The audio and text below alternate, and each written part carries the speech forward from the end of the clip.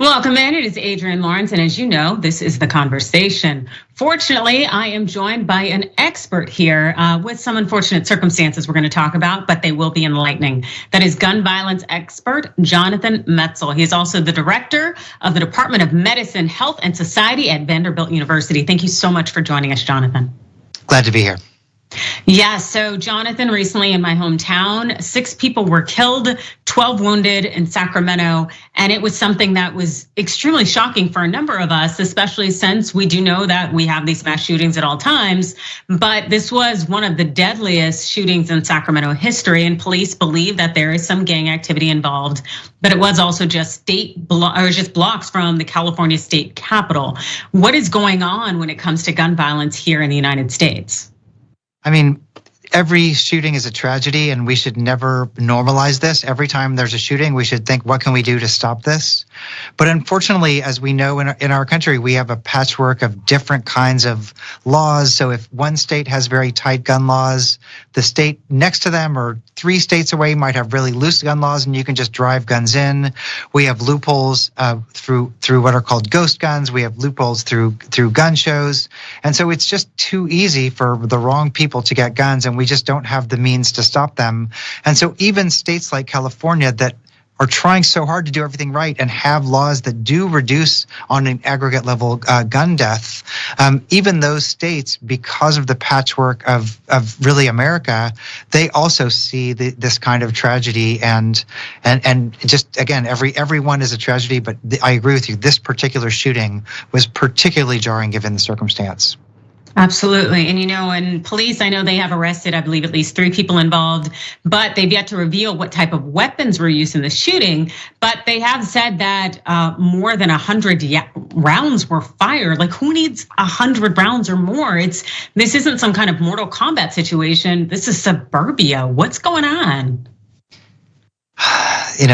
This is a decades-long fight. I mean, part of the issue here, of course, is that the capacity of these magazines, of the magazines and the guns, the way the guns fire, it's just too easy to get these particular kinds of weapons. So certainly there's an issue of, really what we have is a civilian arms race, and so if one side has guns, the other side has guns. So that's part of the issue. And then again, it's just, I feel like there's a lot of resignation. Certainly, I think that before the pandemic hit, there was a lot of optimism that that things might change. We had a 2018 election that was very strong for gun control. The tide seemed to be turning for a moment there. And then what happened was the pandemic hit. We sold millions and millions of guns. So there are just millions more guns on the streets right now. And so it's really a toxic combination of too many guns and not really that effective laws across the country to stop them. And so unfortunately, Sacramento happened, but then we also had a horrific weekend of gun violence across the country. So unfortunately, we want to stop and we want to grieve that shooting, but also there have been countless shootings just in the days and weeks since that tragedy. Yes, and that's something that you did note that I remember well from the pandemic, how essentially the gun shops in my local area down in LA were sold out. Everyone was trying to get a gun on their hands during the pandemic when we're supposed to be in lockdown. And so now that things have let up somewhat and people are outdoors more and more active, do you think that we're going to see an uptick in gun violence as a result of so many people being armed? Well, we already are seeing an uptick in particular. The shooting we're talking about here is a homicide, right? We have these crazy divisions of, is it a mass shooting or a gang shooting? I don't like those divisions. People are dying in every one of these kind of shootings, and we should think of all shootings the same in that regard. But it's also important to note when you think about the pandemic, a lot of people rushed out and bought guns who had never owned guns before. And so there were a lot of guns in homes, particularly homes of people who weren't previously gun owners. And so the risk isn't just gun homicide. Most gun death in our country is gun suicide. And then there's also partner violence, accidental shooting. So the risk factors for all these other kinds of shootings went up, even though those kinds don't make it to the news. And unfortunately, what we're living with now, even before the pandemic, 393 million people in this country and well over 400 million guns. There's more than one gun per person in our country. And so we're going to have to come up with some kind of new creative solutions, because just limiting point of sale gun purchase, that ship has sailed. It's really, where do we go from here? And I think that's really got to be the question.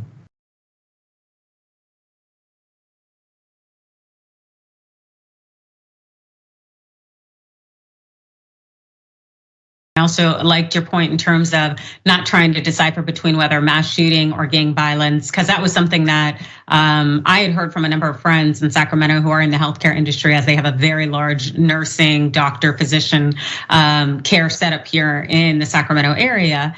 And the thought of, well, why wasn't this getting the attention it deserved? What was the response to it? And the nurses I talked to said, oh, well, it's because of the color of the people who are involved. And oftentimes it's this thought that mass shootings impact white people primarily, and this thought that, oh, it must be gang violence or something impacting Black people, which seems, or Black and brown people, which seems more of just racist dialogue, as opposed to recognizing that everything is human life and that none of this has to happen no matter what. And so when we talk, and when we talk about getting on top of this gun violence, it seems that there's this new frontier out here when it comes to California's gun control. And you can even say in the national gun control debate about curbing the prevalence of ghost guns. Those are those firearms that are built from parts that are sold without serial numbers, and they're easy to sell and to buy across states and whatnot. So what is going on here? Because I understand Biden said something about that earlier this week about ghost guns. Well, two important points that you made in that excellent question. First is that we've had a binary, we've had a particular divide. We call one thing a mass shooting, and that's innocent victims, and they're horrific and they're jarring. But then when we call it a gang shooting or an urban shooting or something, it's almost like American society is like, oh, well, that's to be expected because of the violence of the context or the situation. And so I really think it's important that we get away from that binary. Any shooting that's a multiple victim shooting should not be happening in a country like ours. And I do agree with you that it really has served as a racist binary, a racially charged binary. And so we should be wary of that. Now, that being said, ghost guns, President Biden took at least a starter action on this. And the issue with ghost guns, we talked before in the conversation that there are huge loopholes in just how you can get a gun and who can get a gun in this country. And one of those loopholes is you can just order the parts for a gun online, or you can get a kit to get a gun online. And those guns, when they come, they're not registered. There's no, anybody can do it. There's no background check. It basically, I mean, I would say it's the Wild West, but it's actually much harder to get a gun in the Wild West than it is to get a ghost gun now.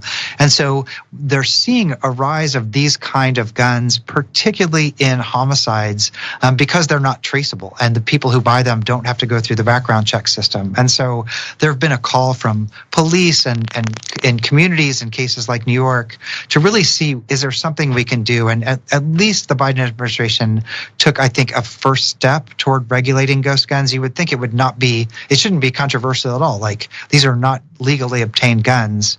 And so hopefully this is the beginning of at least some issue people can agree on, but who knows right now?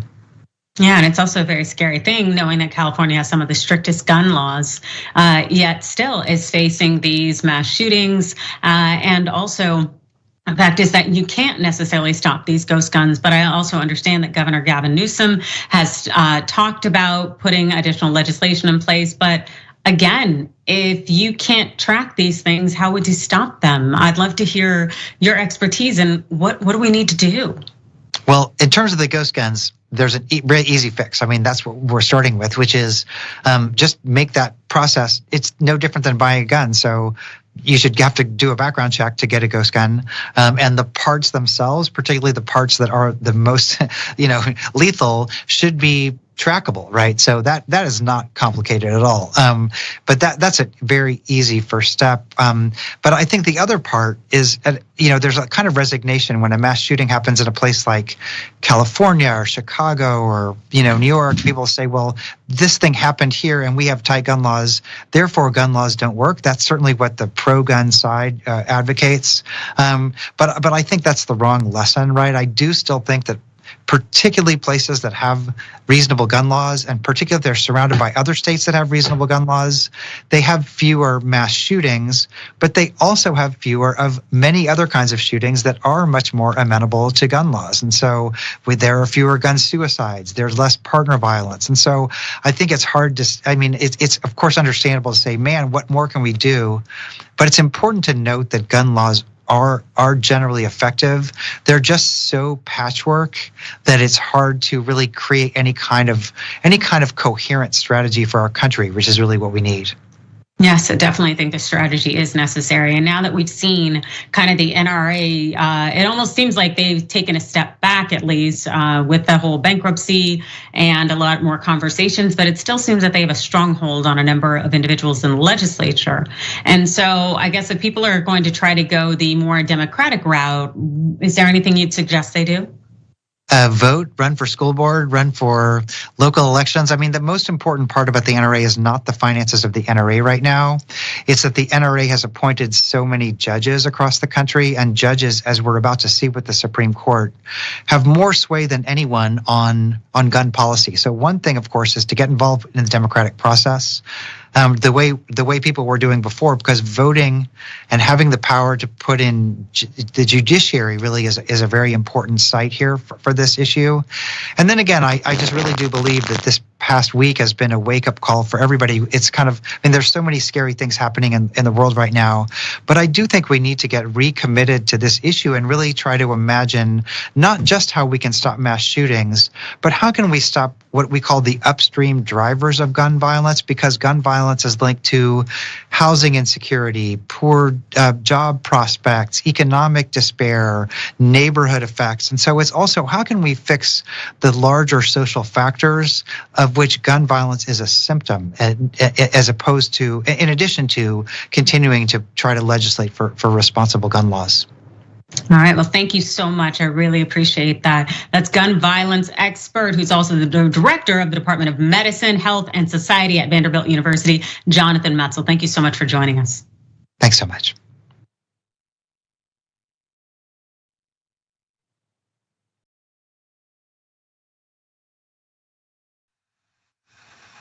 It's Adrienne Lawrence, and I am back at you. And this time we're talking about something near and dear to my heart. That's right, real estate. And we welcome in William Edwards, senior investing reporter, and Alcina Lloyd, an economy reporter. Thank you all so much for joining us. Thank you for having us. Yeah, thank you. Yes, so I know that there is a housing bubble that's on everyone's mind right now, and that the feds have kind of begun hiking up these interest rates. So before we dive into what is really going on here, I'd love a little bit of background for people who don't know, and kind of generally myself, because I think we just hear terms and think we know. But Alcina, what is a housing bubble? So a housing bubble is basically caused when there's a great imbalance in the real estate market between supply and demand, which is really what's fueling this housing bubble right now. Yes, and so when that bubble, I'm assuming, kind of gets off balance, then we end up with that bubble bursting and people getting in trouble. And I'm sure people are wondering what is going on right now. And so I'd love to kind of dive into this issue. William, what's next really for the US housing bubble? Yeah, that's the big question on everyone's mind right now. The Fed's raising rates a lot. They're expected to raise it by 2.5% this year. Several hikes ahead coming. So, a lot of people are concerned that this rise in mortgage rates that's going to result from the Fed hiking the Fed funds rate. That's going to really cut into people's monthly budgets for housing for their housing budgets. It'll really sink home prices, or that's the concern at least. So. Yeah, and I would definitely imagine that is something that a lot of people are fearful at. Now, Alcina, what else are you hearing? Well, I'm hearing right now, while there is a housing bubble happening, that it might not burst. I talked to a few economists that say essentially home prices, although they are very high, that means that a lot of home buyers have a lot of equity right now. So we're not likely to see a foreclosure crisis or anything like that happening. People that do have a lot of value in their homes are probably just going to sell their properties. So whether the bubble bursts or not, we're yet to see. Yes, I think we saw definitely during this pandemic that a lot of people being stuck at home, like me operating from a home studio now, they realized how important it is to have a home that you love and you deserve. And it seemed a lot of people ran out there on the market and bought homes, which was something that was a little bit scary in some places where I was living, like in LA, where there was very low inventory to begin with, and it caused prices to go up just to exorbitant rates. And then people were still paying over the value of even the property simply to have it. And they were doing cash deals and whatnot. To what extent is this playing a role in this thought that there's a potential housing bubble that's going to burst? Well, essentially, it just talks to the type of competition that's in the market right now. Home buyers are competing for a limited amount of inventory. So that means cash offers they're very popular right now because home buyers recognize that there are people out there waiting to purchase these homes. So prices are going up and these buyers are paying more with cash. Yeah, definitely something I've seen. And you, of course, sit here as me as a millennial wondering, geez, where do people get all this money from? But then don't get me started. But in terms of the other world events really impacting our potential housing bubble and having it explode, we have that going on right now in Europe with Putin's brigade really trying to make its way to seize Ukraine. And we're seeing a lot of things cause a ripple effect. Whether it's just individuals preparing for having less economic flexibility. Also, this thought with sanctions and how this will impact. We've seen things with the fuel services in terms of Europe and whatnot. William, how is this in terms of the Ukraine Putin war? How is this playing an impact when it comes to the housing bubble? Yeah, we've seen energy prices really spike because of the war. And obviously this is causing inflation, throughout the economy. So that's also cutting into people's budgets for housing. Inflation's up 7.9% year over year. That's the highest in 40 years. So people are definitely, taking a hit in terms of their pocketbook. What's ironic about that a little bit is the Fed's hiking to fight off that inflation. But with them raising rates, that's also cutting into people's ability to afford houses with mortgage rates going up because of that. So it's really a double-edged sword here. Pretty interesting to see how it plays out in the next several months. Yeah, it will be interesting to see how it plays out, especially because we don't necessarily know where we're going, with this geopolitical conflict. But I do know that a lot of people, with their day-to-day lives, do look for housing, and especially because what we were seeing that kind of housing crisis come up, particularly post-pandemic, with a lot of people not necessarily having the income because they are out of jobs and struggling to that extent. And so when it comes to the housing bubble and things not necessarily being a buyer's market, but a renter's market, can you, Alcina, can you speak in any way about how that is also impacting what we have? Well, right now, housing affordability is everyone's concern, whether you're a home buyer or a renter, prices are going up. And it's really, like we talked about inflation, it's costing a pretty penny in people's pocketbooks right now. I know the rental market itself, people are waiting to see prices drop, but that really won't happen until we do see more inventory in the market. So I know everybody's waiting to see builders make more homes so Americans can move into them and start their homeownership dreams.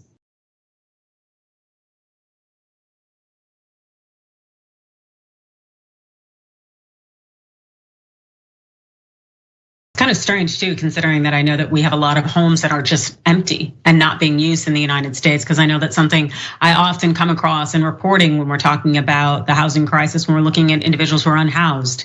But still, even if it's a thought of building more, we do want to make sure that there is affordable housing out there. And so something needs to be done. Is there anything that the Biden administration is doing when it comes to talk of ensuring there's affordable housing, but also with the potential for a housing bubble burst? William? Honestly, I don't cover the politics side of it too much, so I'm not sure honestly how the Biden administration is approaching it. To be honest, but Alcina, if you have any background on it. I know when the Biden administration, when they first came to term, I know one of their biggest missions was to make sure that the housing market was basically standing in a good position. They have enacted, I'm not so sure if they've enacted any programs right now, but I know that they have launched initiatives to ensure that first-time home buyers are able to get into homes easier. I think it's first-time home buyer assistance programs as well too. But as far as bigger legislations to make sure that housing affordability is taking off, I'm not too sure if I've heard anything yet. Yeah, well, hopefully it can be refocused. I know that Biden has been quote unquote distracted with Putin, the war on Ukraine and whatnot, but still I know that a number of things have to be tended to here in the United States that impact us. So having a good idea of how things are working with housing and economy, I think that that's extremely important. So hopefully there will be some effort to refocus, especially with the midterms coming up. But in terms of the housing bubble and the prices, so I know that medium home prices, that they've risen as much as 27% since spring of 2022, but also that these prices, they fell just a little bit for the first time in that fourth quarter of 2021. What should we read into this? What do you think this means? Well, essentially what I'm hearing from The Economist or the experts that I speak to is home prices are expected to regulate eventually in 2022, because home prices have been going up, like you mentioned, but eventually sellers are going to realize that they don't have the money to pay for this home. Yeah, definitely having people have that understanding is so incredibly important, especially, and also people feeling that they still have access to have these things, because, you know, home ownership is also a big part of maybe being able to establish generational wealth. And so we know that has been something that's generally kept from various groups, particularly marginalized groups. And so being able to still be able to invest in home ownership and real estate, that is something that is a dream of a number of people. And hopefully that's something that can continue on for the future in terms of our society. And so if there's a I think is particularly missing from this conversation when it comes to that housing bubble. William, is there anything that you think people need to know? Yeah, I would say people need to look at the bigger picture here in terms of what's different between now and 2008 or the mid 2000s when the housing market crashed. A couple of major factors are very different. So, for example, 40% of people had adjustable rate mortgages back in the housing bubble over a decade ago. That's only down to 1% now. That's all the way down to 1% now. So there's a lot better buyer behavior. Second, there's way better credit standard. So it's way harder to get a mortgage than it was back in 2008.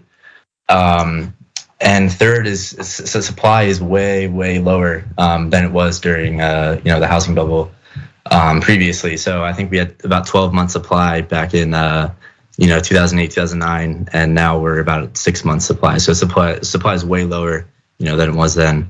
In terms of advice, UBS had a note out last week, just recommending that people focus on what they can afford in terms of a mortgage. Don't try to time the market per se. So they would just recommend sort of just looking at what you can afford in terms of your monthly housing payment and making a decision based on that. All right, then. And so, Alcina, is there anything else that you would love to add to this conversation that you think people are missing? What I would say essentially is, to second what William said, is this is not 2008. So people worried about if foreclosure crisis happening as prices rise, they don't need to worry about it. Not yet. So maybe it might change in a little while, but right now it's not 2008. Don't worry about it. Prices are rising, but housing affordability is a #1 concern for a lot of people right now. And there are people working towards making sure that Americans can afford housing. Well, that is good, and that's very good to know, and especially because we definitely want people to not have that housing insecurity issue. As we know, it is tied to a number of things. As we just spoke to a gentleman who is an expert in gun violence and noted that as one of the kind of influencing factors. And so ensuring that everyone could have a home is such an important thing and something that we need to see more of happening here in the United States, given that we do have enough money, enough riches, enough housing to house everyone. So that is something that I hope we are moving toward as a society. But in the meantime, as these two experts have shared, do not worry, do not be fearful. This housing bubble is not going to burst a la in the past.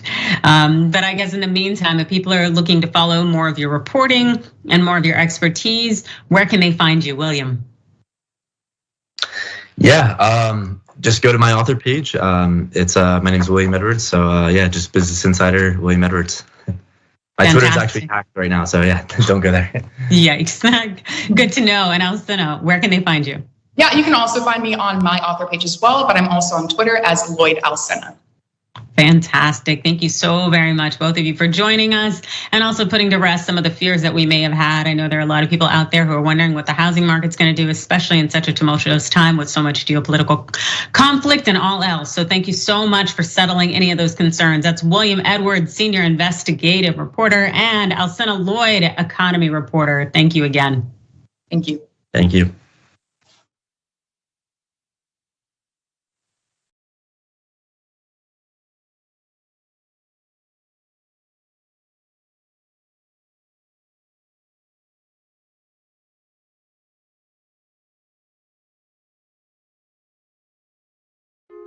Hey everyone, Mateo Scarapo here, author of Black Buck, which is Shop TYT's first fiction book ever. I'm honored. So, Black Buck is about a young man named Darren who's living in Bed-Stuy, Brooklyn. He lives with his mom, he has his girlfriend, he has his best friend, he has his neighborhood, and his neighborhood has him. Darren's also working at a Starbucks in Midtown Manhattan.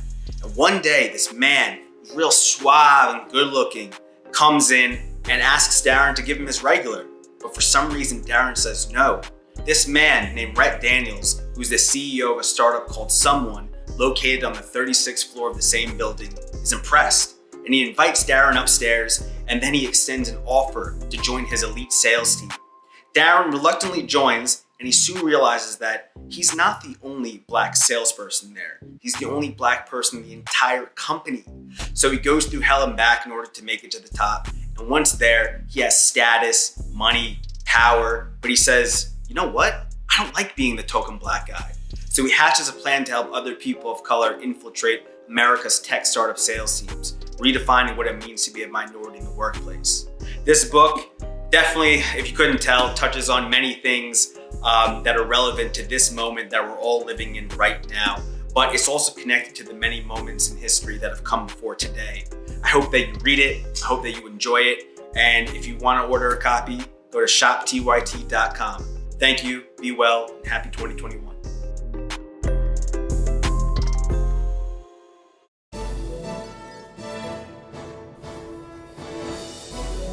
Breaking news with Brett Ehrlich. This is Brett Ehrlich with Breaking News with Brett Ehrlich. Bernie Sanders wants to break Wall Street, and he wants to break it real bad.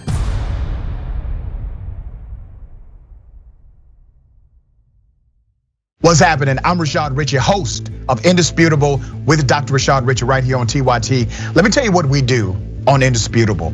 We go beyond the headline. We make sure that you know the full context of the story. And we also highlight issues that are important to the everyday person. We're talking about criminal justice reform. We're talking about the climate. We're talking about what's happening right in your local community.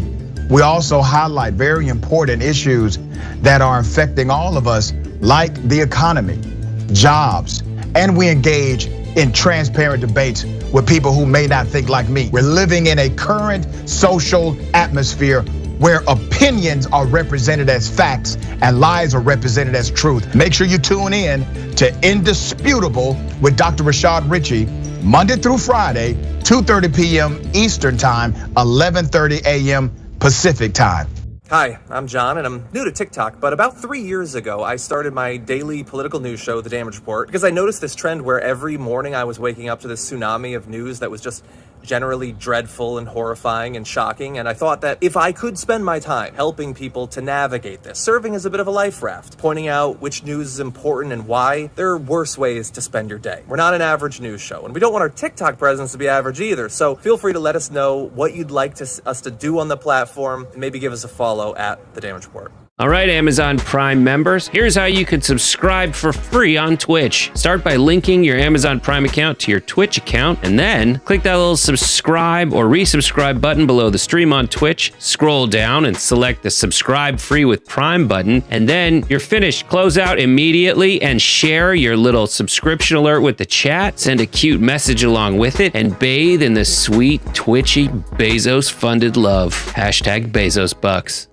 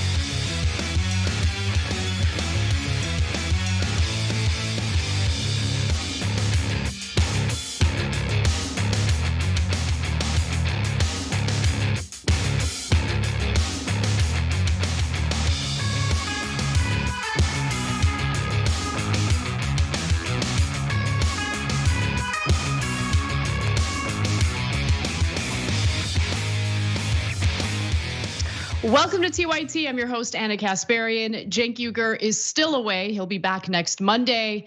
Hopefully he's enjoying his time off, but don't worry, we have a fantastic show ahead for you. In fact, there was so much news breaking throughout the day that I can't help but thank my team for being incredibly adaptive to the insane news cycle of the day. But we're gonna talk about the shooting that took place in Brooklyn this morning. We'll give you the details on that and the details or description of the alleged perpetrator. We're also going to talk a little bit about how a private college is now expanding its business into the charter school realm as an effort to essentially counteract or counterbalance any type of substantive history that students might be learning at public schools across the nation. It's an incredibly important story, and it shows you some of the tactics that right-wingers are using to essentially continue misinforming young people about this country's history, or at least withholding important history lessons from students. We'll also have Francesca Fiorentini join us in the second hour, which I'm really looking forward to. But look, the thing that I really want to plug right now is the bonus episode, which is gonna be bananas. One of our associate producers is going to join us to have a discussion about the disconnect between Gen Y and Gen Z. But more importantly, there's a study that just came out showing really the shocking upward trend of depression among teenagers. We'll talk about why that's happening, what those results are.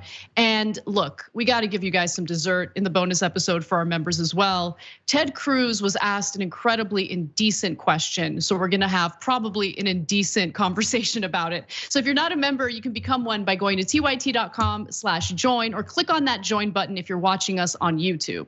Without further ado, let's get to the big news story of the day.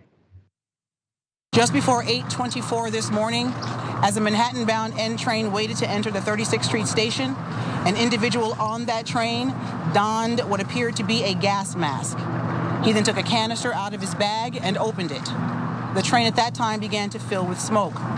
He then opened fire, striking multiple people on the subway and in the platform. A shooting suspect remains on the loose in New York following a shooting in the New York subway station in Brooklyn specifically. 10 people were shot at the subway station in Brooklyn. Others are also dealing with non-shooting related injuries, probably from smoke inhalation. And that's because the individual, the perpetrator here, apparently threw a canister of smoke in an effort to, I don't know, maybe blind people before he opened fire. So I want to really reiterate, this is a story that's developing and it's developing quickly. By the time you watch this video, there could be additional details that have been reported, but we did not get those details by the time we share this story. So I just want to make sure you guys know some of these details are subject to change, but here's what we know so far. So this manhunt is underway for the suspect, who is described as a man wearing a green construction vest and a gas mask. And as you heard the New York City police commissioner say earlier in the video, the suspect opened this gas canister that filled the subway car before opening fire. Shockingly and fortunately, no one is suffering from life-threatening injuries. However, 5 of the shooting victims were in critical but stable condition. So at least 16 people were injured, 10 of them by gunfire in the subway in Brooklyn during the Tuesday morning rush after a man released a canister of smoke and opened fire on an N train.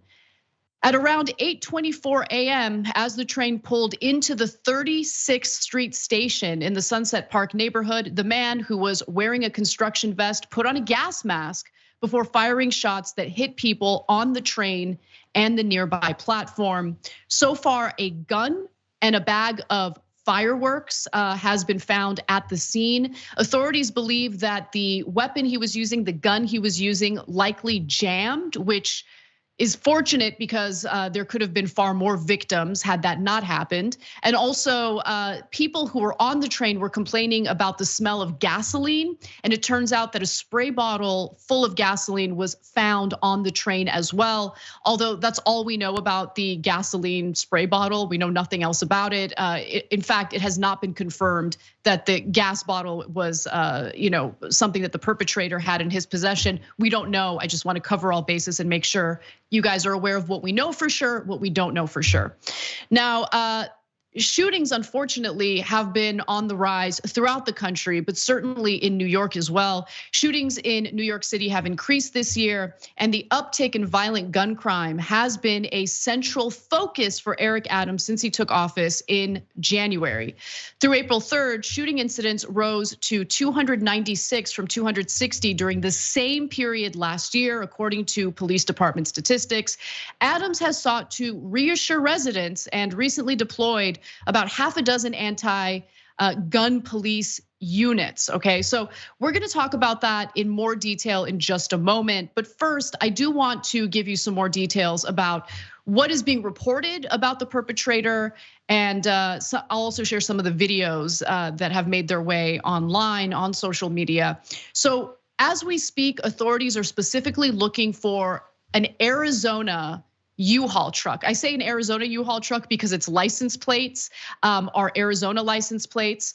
The specific license plate number is A as in Apple, L as in Larry, 31408. That's AL 31408. Authorities believe that the perpetrator is the individual in the U-Haul truck. That's why they're looking for that U-Haul truck. So if you have any information about that, obviously report it to the authorities as soon as possible. And we do have some disturbing video of what the scene looked like.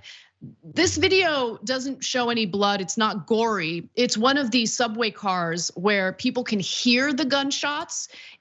From what I can tell, it's not the specific subway car that was targeted by this perpetrator, but you can hear the gunshots in the background. So let's take a quick look at that.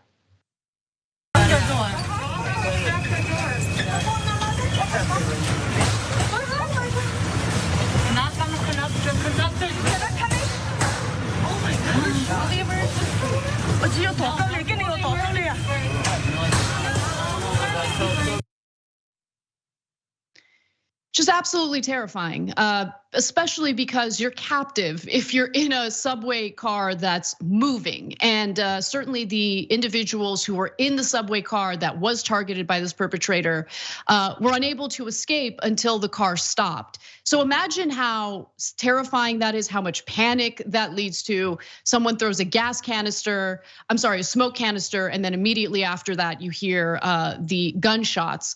And so again, stories developing. We'll fill you in on what we learn as it develops. But I wanted to get back to what Eric Adams is focusing his attention on. And this is certainly what most Democrats love to point to whenever mass shootings happen in the country, whenever there's gun violence in the country, they claim they want to do something about guns. Now, there is also a disconnect among the left in this country that I think is well-intentioned in wanting criminal justice reform.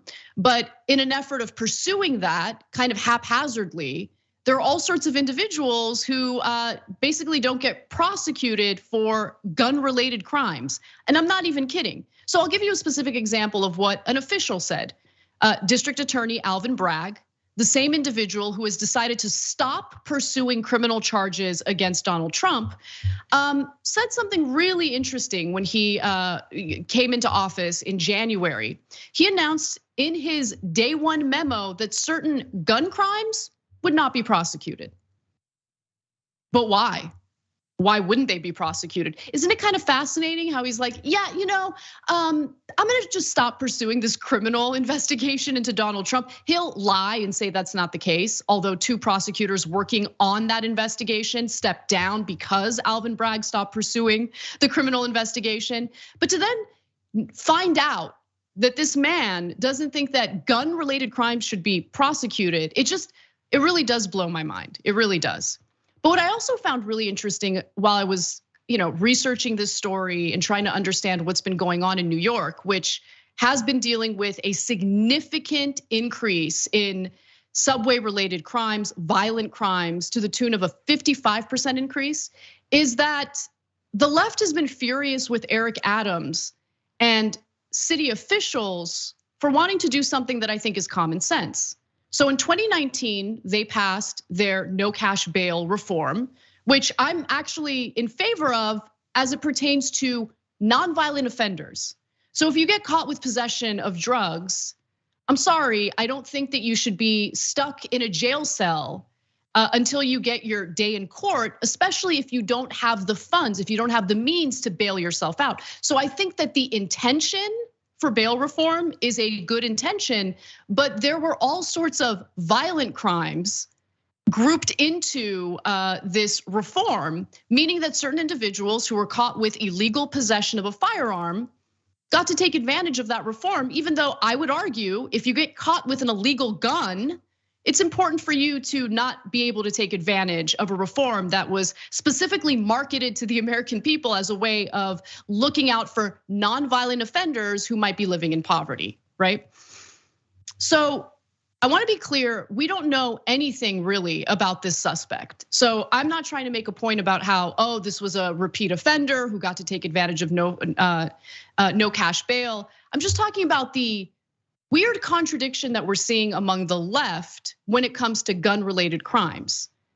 So after that 2019 no cash bail reform was implemented, officials realized there are some things included in this that we're not comfortable with, including some violent crimes. And so they started to change things. In fact, very recently, Eric Adams and Kathy Hochul had essentially fought for certain exceptions to the no cash bail program. And I want to give you those details right now, okay? In April of 2020, lawmakers expanded the list of crimes eligible for pretrial detention, including certain hate crimes, leaving the scene of a fatal accident, criminal possession of a weapon on school grounds, money laundering, and criminally negligent homicide. I think that makes sense. I think that anyone who poses a threat to public safety should not be able to take advantage of no cash bail, especially if they are caught with possession of an illegal weapon. The agreement gives judges considering bail more discretion to take into account factors such as defendants' gun records or whether they have violated an order of protection. It would also add certain gun crimes to the list of offenses that are eligible for bail and make it easier for police to arrest people who have received multiple appearance tickets in a short time period. Those measures are in tandem with other criminal justice proposals Governor Kathy Hochul has emphasized, including making it easier to charge someone with illegal gun trafficking. I don't know, I think that sounds super reasonable, everyone, especially since the left has been calling for stricter gun regulations for as long as I can remember. But it turns out the left in New York, not in favor of these changes to the no cash bail program. Okay, so on the party's left, the bail changes drew sharp rebukes, with progressives saying changes to the original laws take back advances the state made in protecting people from low income and minority communities from discrimination in the criminal justice system. Brooklyn Democratic Assembly member Latrice Walker criticized the deal after being one of the architects of the 2019 reforms. Walker said in a statement that the largest changes will, quote, roll back progress the state has made toward ending the criminalization of poverty because the initial law ended cash bail in most cases. I don't know about you guys, I don't want to end cash bail in most cases. I want to end cash bail in cases pertaining to non-violent crimes, not in cases pertaining to gun-related crimes. So let me ask you guys something, because I'm very curious. What is the point in fighting for gun regulations if you're not going to prosecute people who are breaking those gun-related regulations? What is the point? How is that criminal justice reform? I'm not buying it. And I get it, the left, some members of the left, they've built their brand on being incredibly pure. But I'm sorry, zero tolerance policies, whether it's in the direction of criminal justice reform or against criminal justice reform is not the solution. There is no point in fighting for or advocating for gun laws if you're also simultaneously gonna push district attorneys to not prosecute gun-related crimes. It's stupid, it's stupid. And if you're worried about judges being discriminatory in how they make decisions about no cash bail related to gun crimes, how about judges don't get to make that decision? How about if you get caught with an illegal weapon, if you're breaking gun laws, how about you don't get to take advantage of no cash bail, period? Because you are a threat to public safety. Owning, possessing, using illegal weapons is not what I had in mind when it came to the no cash bail program or reform.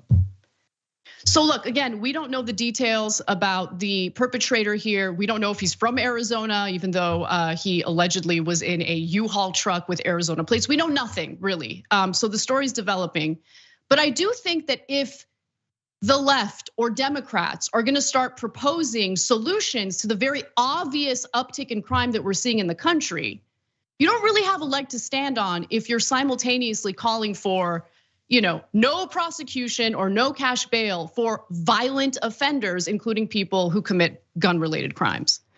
And again, Alvin Bragg not pursuing criminal charges against Donald Trump for what his own former personal lawyer said was financial fraud is just fascinating when he then turns around and says certain gun crimes won't be prosecuted.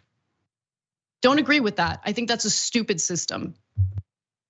And by the way, we should also take a look at how New Yorkers feel about this. 60% say that crime is a very serious problem across New York, with another 31% saying it's somewhat serious. Closer to home, 27% say crime in their community is a very serious problem, and another 36% say somewhat serious. Nearly 1/4 of New Yorkers are very concerned they may be the victim of crime.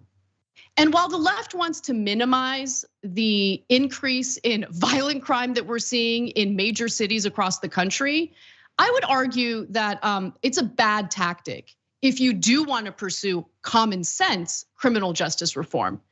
I think that that's actually something that we should pursue. I think that's something that's important. I'm not making an argument here that our criminal justice system has been too lenient or has a history of being too lenient.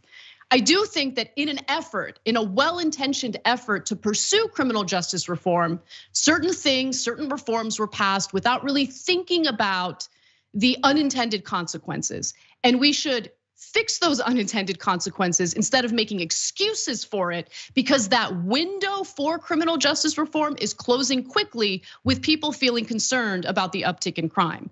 Even if you don't think the uptick in crime is a big deal, if the majority of people in your community think it is a big deal, you shouldn't minimize it, you should take it seriously. And finally, by a 65 to 27% margin, voters say the so-called bail reform law should be amended to give judges more discretion to keep dangerous criminals off the streets, rather than the law shouldn't be amended to give discretion on bail back to judges, because it could once again lead to people of color being disproportionately denied bail. Again, I just think if it has to do with a violent crime involving guns, why are we even having a debate about whether or not the perpetrator, should take advantage of a reform that, again, was marketed to the American people as something that would only benefit individuals who have been accused of a nonviolent crime? So we'll see what happens. It's very, very likely that the pendulum is going to swing right back to where we do not want it to swing, which is mass incarceration, which is all sorts of punitive measures that end up having their own set of unintended and terrible consequences. And so either we take the situation seriously, either we are consistent on how we feel about strengthening gun laws, or we act like a bunch of clowns who minimize the very real issue that we're seeing, again, in a lot of these major cities across the country.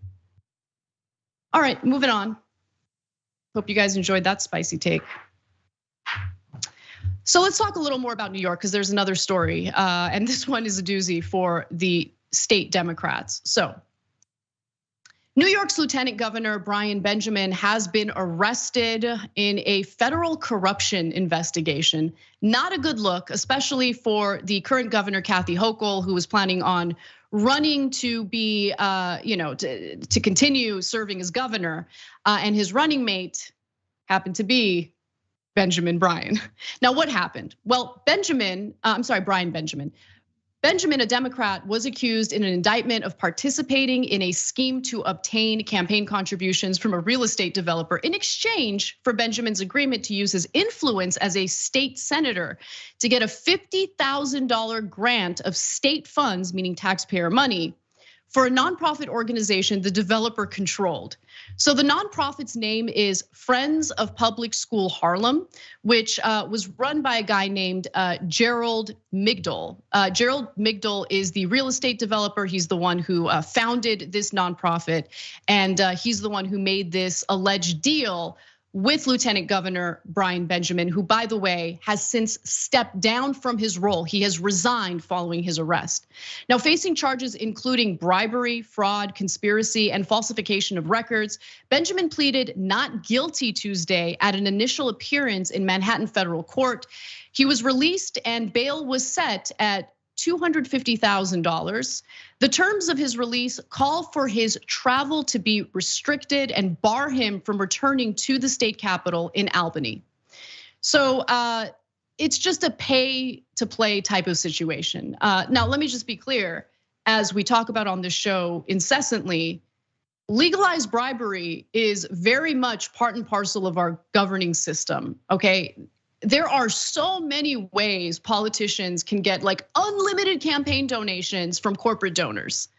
Like, you have to really try hard to break corruption laws. And allegedly, former Lieutenant Governor Brian Benjamin managed to do just that. So this scheme apparently stretched from 2019 to 2021. 2 months after Benjamin became Lieutenant Governor, the real estate developer, Migdal, who steered campaign contributions toward Benjamin's failed bid for New York City comptroller, was indicted. Federal authorities accused him of conspiracy to commit wire fraud, and aggravated identity theft in illegally giving donations to Benjamin's campaign. So what he did here is, it's illegal because he essentially was donating money to Benjamin's campaign while pretending to be other people, right? The money was coming from Migdal, but when he was contributing the money to the campaign, he was posing as other people, or he would get other individuals to donate the money directly to Benjamin, and then he would reimburse them for the campaign donation. Again, Migdal would make campaign contributions to Benjamin's campaign via checks written in the name of relatives who did not share his last name, and in the name of LLC Migdal Controlled, in an attempt to conceal the origin of the contributions. So they allegedly falsified campaign donor forms. They allegedly misled municipal regulators and allegedly provided false information in vetting forms Benjamin submitted while he was being considered to be appointed as lieutenant governor. And again, Kathy Hochul is in a little bit of trouble because she named him as her running mate. And it doesn't appear that that will be the case moving forward. If Benjamin resigns, by the way, and he did resign, he would likely appear on the ballot for the 2022 gubernatorial Democratic primary, even if Hochul picks a new lieutenant governor according to state election laws. And so that puts Hochul in a unique disadvantage because you now have a man who's been charged with some serious offenses appearing on the ballot with you, even if he's no longer your running mate. Which it sucks, that kind of sucks. But that's where we're at with this investigation. It does remind me of a similar investigation that took place in Los Angeles. Los Angeles City Council members were also caught up in a pay-to-play scheme involving real estate developers. And we're talking about Democrats in that case as well. So we'll see how this all plays out, but it shows you how this system of corruption is one that both parties take advantage of. And even with all these loosened campaign contribution laws in place, you still have lawmakers who don't think it's enough. They go even further and they break whatever lax laws we have in place already. Anyway, we got to take a quick break. When we come back, we've got more news for you, including how one private college is planning on indoctrinating public school students through their expansion of charter schools. We've got that story and more coming right up.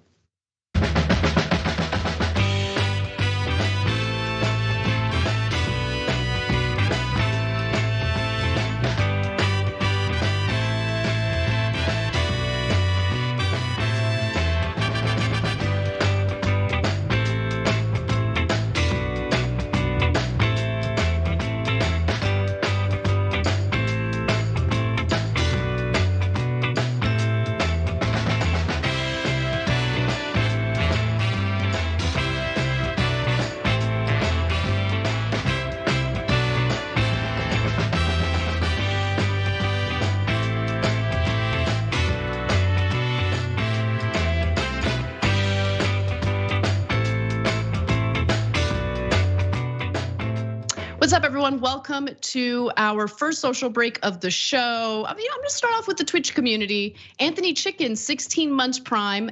Not mad about the solo Salt Dragon hour to start the week. Thank you so much, Anthony. Drink That OJ also gifted a sub. And Christina Snape is a new subscriber through Prime. Thank you so much. I hope you enjoy the show.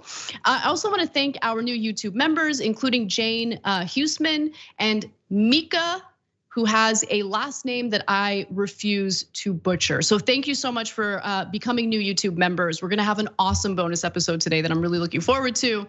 Carolina in our super chat section says, am I going to find Cenk at Coachella this week? That's why he's out all week. Either way, I'm loving Solo Anna this week, killing it. Thank you, I really appreciate that.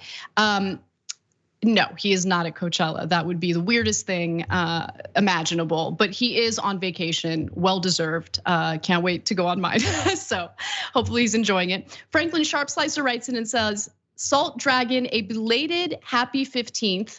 It was my 15th anniversary at TYT. We've shared your laughter, fears, and tears, enjoyed your growth throughout the years. Though I got late in the game, I've enjoyed your spirit just the same. Sword salute. Thank you so much, Franklin Sharp Slicer. What a great poem. Jeremy Justice writes in and says, in 2018, I was shot in an armed robbery. I cooperated with the detective and even pointed the shooter out in a lineup, but the prosecutor dropped the case because he said my testimony alone wasn't enough to get a conviction. That is infuriating. I hope that you've fully recovered. I'm really sorry that that happened to you. Yeah, I just, like, the injustice continues even with the so-called reforms that have been implemented. And it's infuriating because if we start losing people, right? If we lose the momentum that the left was able to get after the horrific, tragic murder of George Floyd, again, the pendulum's gonna swing in the opposite direction of where we want it, which is why I'm just calling on people to take this stuff seriously. I'm not like a tough on crime person. I've been speaking out against private prisons, mass incarceration for years. But I just do not agree with refusing to prosecute gun crimes. What is that? That is it is incredibly stupid. And anyone on the left who justifies that, did you ever call for stricter gun regulations? Do you believe in gun regulations? And if you do, like, do you see the tension here? Do you see the inconsistency here? And I'm pretty sure the same people who are mad about, the very small change in the no cash bail system in New York wanted Kyle Rittenhouse imprisoned for, at the time, what we believed was an illegal weapon, right? So what makes this different? I just don't get it. Yasid Antonio says, on the topic of New York, have y'all talked about how the state is extorting Seneca Nation for their gaming revenue? Would love to hear your thoughts. I have not heard that story, but thank you for telling me about it. I'll definitely look into it. Let's get back.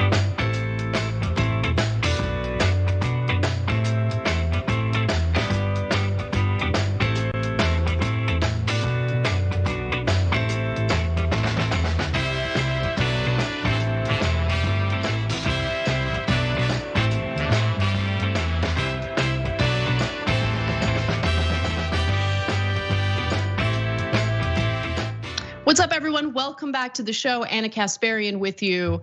And there is a new development in this right-wing culture war, the war against information, education, history. And we've got a private college leading the charge. So let's get right to it. A private college known as Hillsdale College is now expanding its education business into the charter school domain. In this case, as an effort to essentially counterbalance any accurate history curriculum that public schools might have to offer. Now, I want to be clear that these schools, charter schools, are privately owned, but they're publicly funded. It's a way of funneling our taxpayer money from the public education system into charter schools, which again are privately run and usually do not have to abide by certain standards that most public schools would have to abide by. And so Hillsdale College is fighting what it calls progressive and leftist academics by expanding its footprint in the charter school world, pushing the boundaries on the use of taxpayer money for politically tinged education. Now, again, charters are privately run, but publicly funded. And so what are they planning on doing here? How widespread is this venture? Hillsdale has ambitious plans to add to its network of classical public charter schools, which focuses on the centrality of the Western tradition. And Governor Bill Lee of Tennessee recently invited the college to start 50 schools using public funds, including 32 million set aside for charter facilities. Hillsdale's network currently includes 24 schools in 13 states, but that's not enough. They're planning on expanding. What's really interesting about Hillsdale College is that it was established by abolitionists, and it has now deteriorated into an institution that pushes revisionist history. Not only on a college level, but clearly they're now moving toward grade schools as well. The college has also developed a 1776 curriculum, which sets out to portray America as an exceptionally good country. During a time when education has become inflamed by divisive cultural debates, Hillsdale has been criticized for its glossy spin on American history, as well as its ideological tilt on topics like affirmative action. Shocker, they are not in favor of affirmative action. Again, just when you go back to the roots of this college and how it was started by abolitionists, it is kind of incredible to see how much it's deteriorated. Educators and historians have also raised questions about other instruction at Hillsdale's charter schools, citing their negative take on the New Deal and the Great Society and cursory presentation of global warming. And so this is yet another example of right-wing projection playing out. For decades, Americans have been told over and over again by right-wingers in this country that the public education system is just meant to indoctrinate the country's youth into hating America. It's all indoctrination.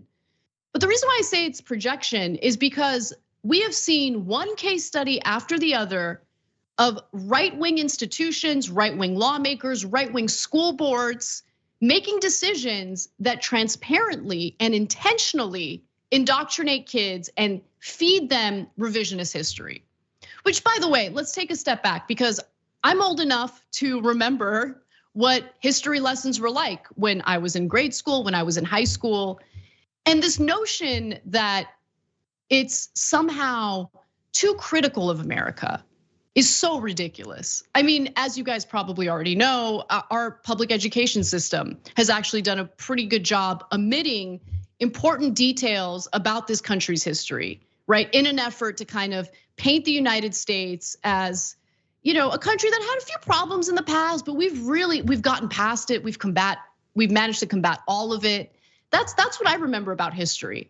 In fact, I didn't learn decent history until I was graduated from high school and was able to research about it, read about it on my own, in my own time. That was when I learned a lot more. But right-wingers think that the watered down version of American history that currently exists in public schools still isn't good enough. It isn't revisionist enough. They want to go even further.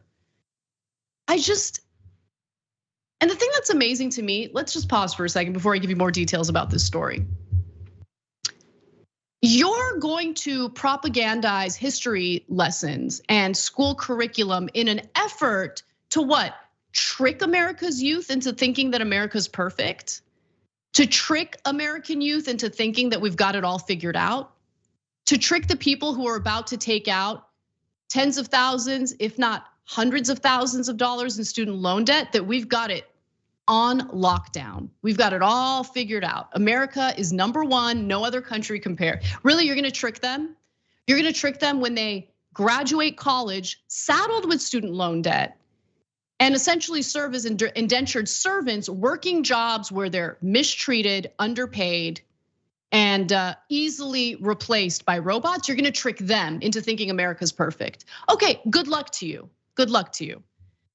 Now, the college, Hillsdale College, relies partly on donations from conservative benefactors that are fueled by aggressive fundraising campaigns, including on Rush Limbaugh's radio program before he died, and in Hillsdale's widely circulated digest, which is known for provocative articles, including a 2017 piece in which President Vladimir Putin of Russia was called a hero to populist conservatives around the world. Wow, that sounds super pro-America, bro. Nice, nice. Let's applaud the authoritarian madman of Russia who has invaded a country, a sovereign country, and proceeded to kill. At this point, we don't know the exact numbers, but all these civilians, including women and children, innocent individuals in Ukraine. Yeah, let's go ahead and talk about how he's a hero to conservatives around the world. Pretty gross. Now, money from these pitches, meaning these fundraisers, help finance Hillsdale's charter school operation, which began in 2010 with a grant from the Chicago-based Barney Family Foundation, endowed by Stephen Barney, a financial industry executive. Now, I was doing a little bit of research on their curriculum, and Hillsdale College has like a video series that you can watch on YouTube. And the one that caught my attention was titled, "Why is the middle class shrinking?" And guess what? They didn't get into why the middle class is shrinking at all. But they did get into a lengthy lesson about the importance of self-sustainability and not having to rely on the government. Yeah. No, but don't worry, guys. They're gonna trick young people into thinking that lifting yourself up by the bootstraps is the way to go. They're gonna trick them, even though their lived experiences will be the antithesis of that. And finally, in addition to Hillsdale's 22-member charter schools, which receive a full suite of Hillsdale curriculum and training, 2 other public schools are regarded as affiliates that use Hillsdale's curriculum, with 8 more affiliates poised to open, including one in Tennessee. Applications are filed for more schools, including 3 of the 50 additional schools Hillsdale has said it plans to open in Tennessee. And Hillsdale is arguing, listen, all we're doing here is we're providing the curriculum, we're providing the training for educators in these new charter schools. We're not in charge of the charter schools. We're not operating the charter schools. We're just providing the disinformation and the revisionist history that the educators will then instruct the students on.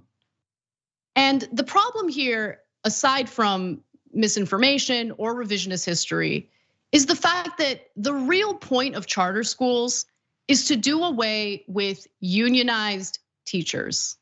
That's another part of this equation that I don't think gets reported on enough. Conservatives hate the fact that educators are protected by union representation. They want less oversight by the government. They want to be able to allow right-wing teachers to teach whatever the hell they want. And they want to ensure that the educators have no union protection. So if, at the end of the day, they want to create working conditions that aren't so great, if they want to cut corners with salary or with pay for teachers, they'll be able to do it. They don't have to worry about a union representative, breathing down their necks and demanding more for the educators who work hard and are usually underappreciated in society. So the right wing, as much as I hate to admit it, since they're well-financed, since they're organized, since they think strategically, at the end of the day, they end up winning. And so these stories are not meant to just complain about what the right wing is up to. It's supposed to be a teachable moment for the left. Because while it might feel good to experience that emotional release of yelling at people on Twitter, that's not organizing, that's not thinking strategically. In the meantime, these people are definitely thinking strategically, and they're taking control of our judicial system. They're taking control of our classrooms, our school boards. It's a huge problem. And it's about time we start thinking how we're going to counterbalance it, not by just simply using social media or engaging in PR stunts, but more importantly, in how we can connect with other people in our community, other people who are concerned about this issue, to fight back collectively. That's really the only solution. Anyway, we gotta take a quick break. When we come back, Cam Newton thinks that we're interested in his thoughts about women. I have a response to his thoughts. I'm really looking forward to sharing them with you. So we're gonna take a quick break and we'll come back with that story and more.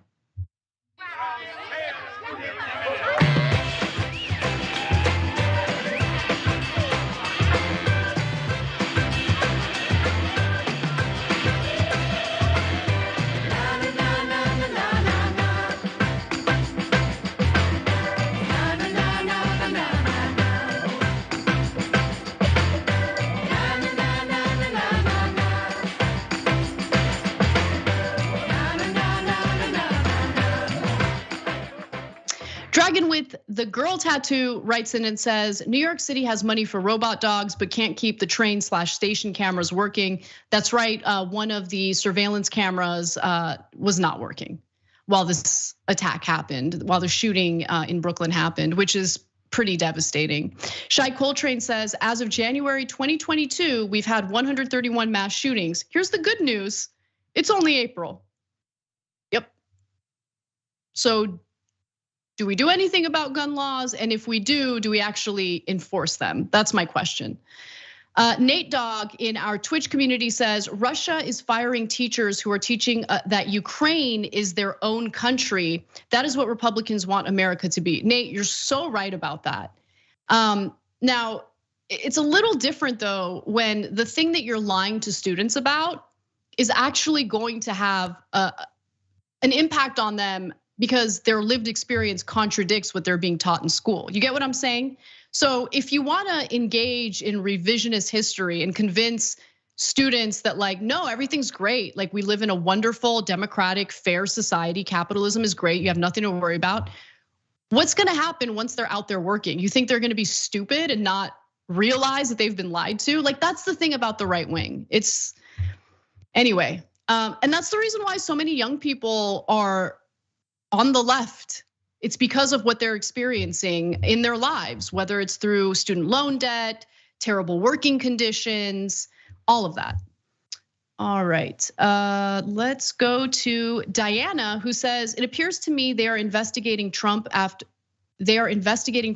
pressure.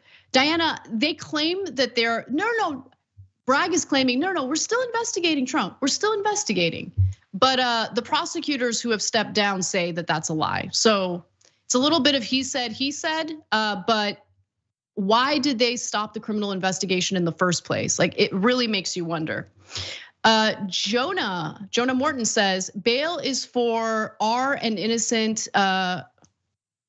is for our and innocent people so they don't get punished.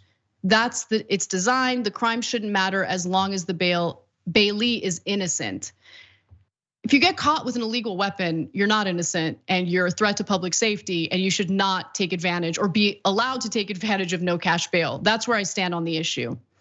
John Paul III says, Anna, your gun position is regressive punishment.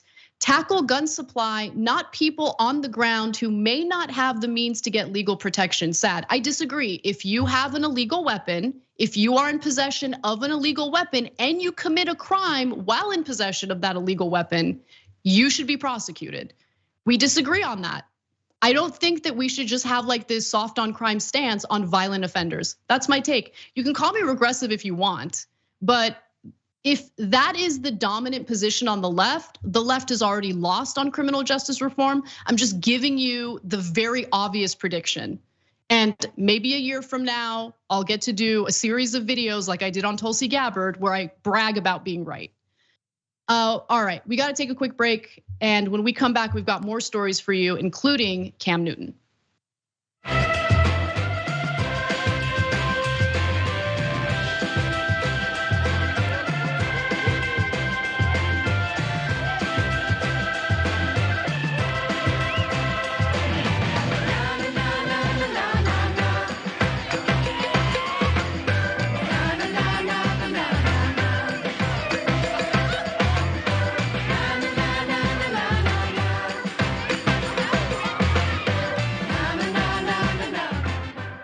All right, let's get to our next story right away because I want to make sure we have enough time to talk about it.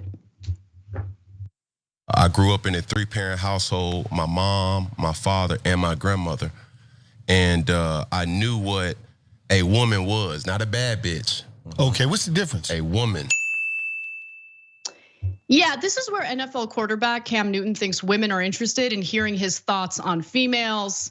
We'll respond to it in just a moment. It's about to get good. Okay. A bad bitch is a person who's just, you know, girl, I'm a bad bitch. You know, I'm doing this, I'm doing that. I look the part, but I don't act the part.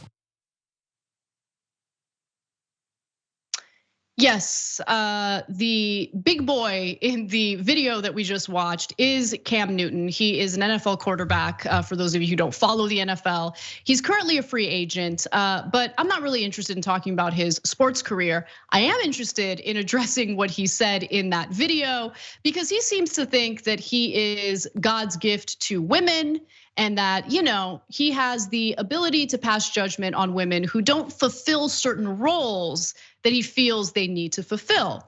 And so in this rant, he's decided to essentially say that, look, women need to serve me, okay? And if they're not serving me, then they're really useless. And he equates so-called bad bitches with women who might feel empowered to pursue non-traditional roles in society. He's not in favor of that. And he elaborates on that in this clip. Let's watch. And there's a lot of women who are bad bitches. And I say bitches in a way, not to degrade a woman, but just to go off the aesthetic of what they deem is a boss chick. Now, a woman for me is handling your own, but knowing how to cater to a man's needs, right? And I think a lot of times when you get that aesthetic of like, I'm a boss bitch, like I'm a this, I'm a that. No, baby, like, but you can't cook. Okay. You don't know when to be quiet. You don't know how to allow a man to lead. No, you guys get it? Like the super mature grown-up man with a superhero t-shirt and a goofy hat is telling us how women need to act. So notice he said, you know, women can they should be handling their own thing, meaning they should work, they should be independent, they should be able to survive independently in this insane economy.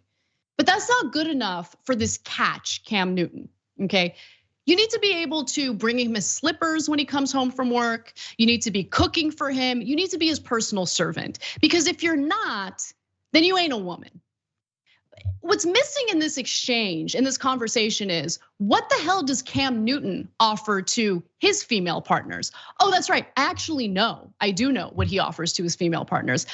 In fact, when his longtime girlfriend was pregnant with their 4th child, turns out he cheated on her and got another woman pregnant. Is that what a big boy does? Is that something to be proud of? See, here's the thing. We all make mistakes and we all have our flaws and our vices. But for him to sit there as a guy who got his side chick pregnant as his longtime girlfriend was pregnant with his 4th child, how about you shut up? How about you learn when to shut up? And look, Cam Newton has a history of this. In fact, Why don't we go to this next video? This is from a press conference where a female sports reporter asks him a sports-related question. Just take a look at how he responded to her. I know you take a lot of pride in seeing your receivers play well. Devin Funchess has seemed to really embrace the physicality of his routes and getting those extra yards.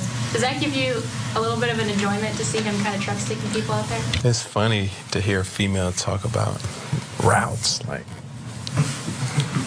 it's funny. It's funny to hear a goofball think that his opinion about women and how they should behave matters.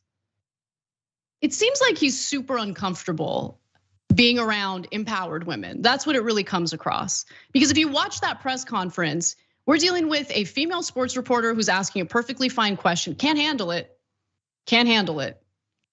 And apparently, women who like to think of themselves or refer to themselves as boss bitches also makes him incredibly uncomfortable. And he somehow finds something to criticize them for. And in his mind, the inability to wait on him as if you're his indentured servant makes you less of a woman. And again, saying all of this while he's sitting there with a superhero t-shirt and a goofy hat with the kind of history he has with his own love interests. Yeah, not interested in hearing what you have to say about women. And by the way, like for any like chauvinists out there who listen to what he says, like, yeah, he totally gets it, man, totally gets it, yeah. Okay, so what do you do to help your female partners? Because if a woman is expected to work, earn a living, be independent in this economy or in a relationship, and then also come home and do the cooking and cleaning, what about all the roles that, because women are engaging in all sorts of untraditional roles, which I'm in favor of, right? Unfortunately, a lot of women don't have a choice. You don't have a choice to abstain from working. You don't have the choice to be a stay-at-home mom. You need a dual income household in order to survive in this economy.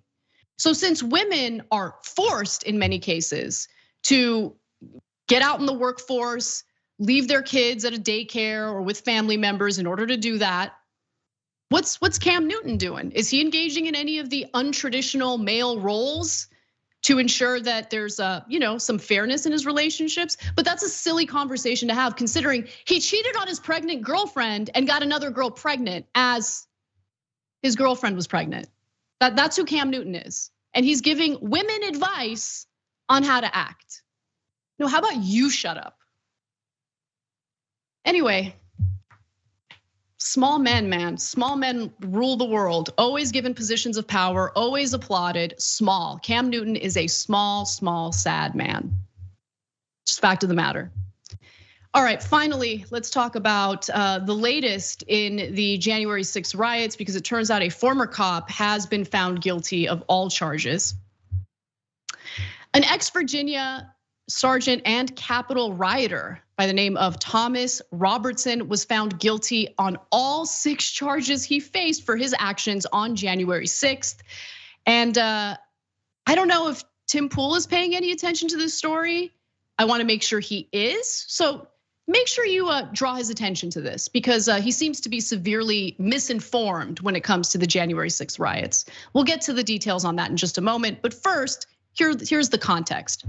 Robertson faced charges including impeding law enforcement officers, obstructing an official proceeding, entering and remaining in restricted grounds. That's the part I want Tim Pool to focus on, by the way, and tampering with evidence. The jury heard from multiple witnesses during the trial last week, including Washington police officers who were there during the attack, federal agents, and Robertson's former police colleague and co-defendant who testified as part of a plea deal with the government. So Robertson has been awaiting his trial in jail since July, and that's after investigators said that they found a rifle and also bomb-making material in his home. They also learned that he bought another 37 guns on the internet after his original arrest in January of 2021. According to Tim Pool's logic, he shouldn't have even faced any of these charges, because you guys, there were no signs in the Capitol saying that you cannot trespass. Again, we'll get to that in just a minute, but I want that to like marinate in your mind as I give you more details to this story. During the trial, a DC Metropolitan Police officer testified that a man carrying a stick, who prosecutors say was Robertson, hit him and another officer as they tried to pass through the mob of rioters during the attack. Prosecutors played several clips of the incident, including footage from police body cameras worn that day.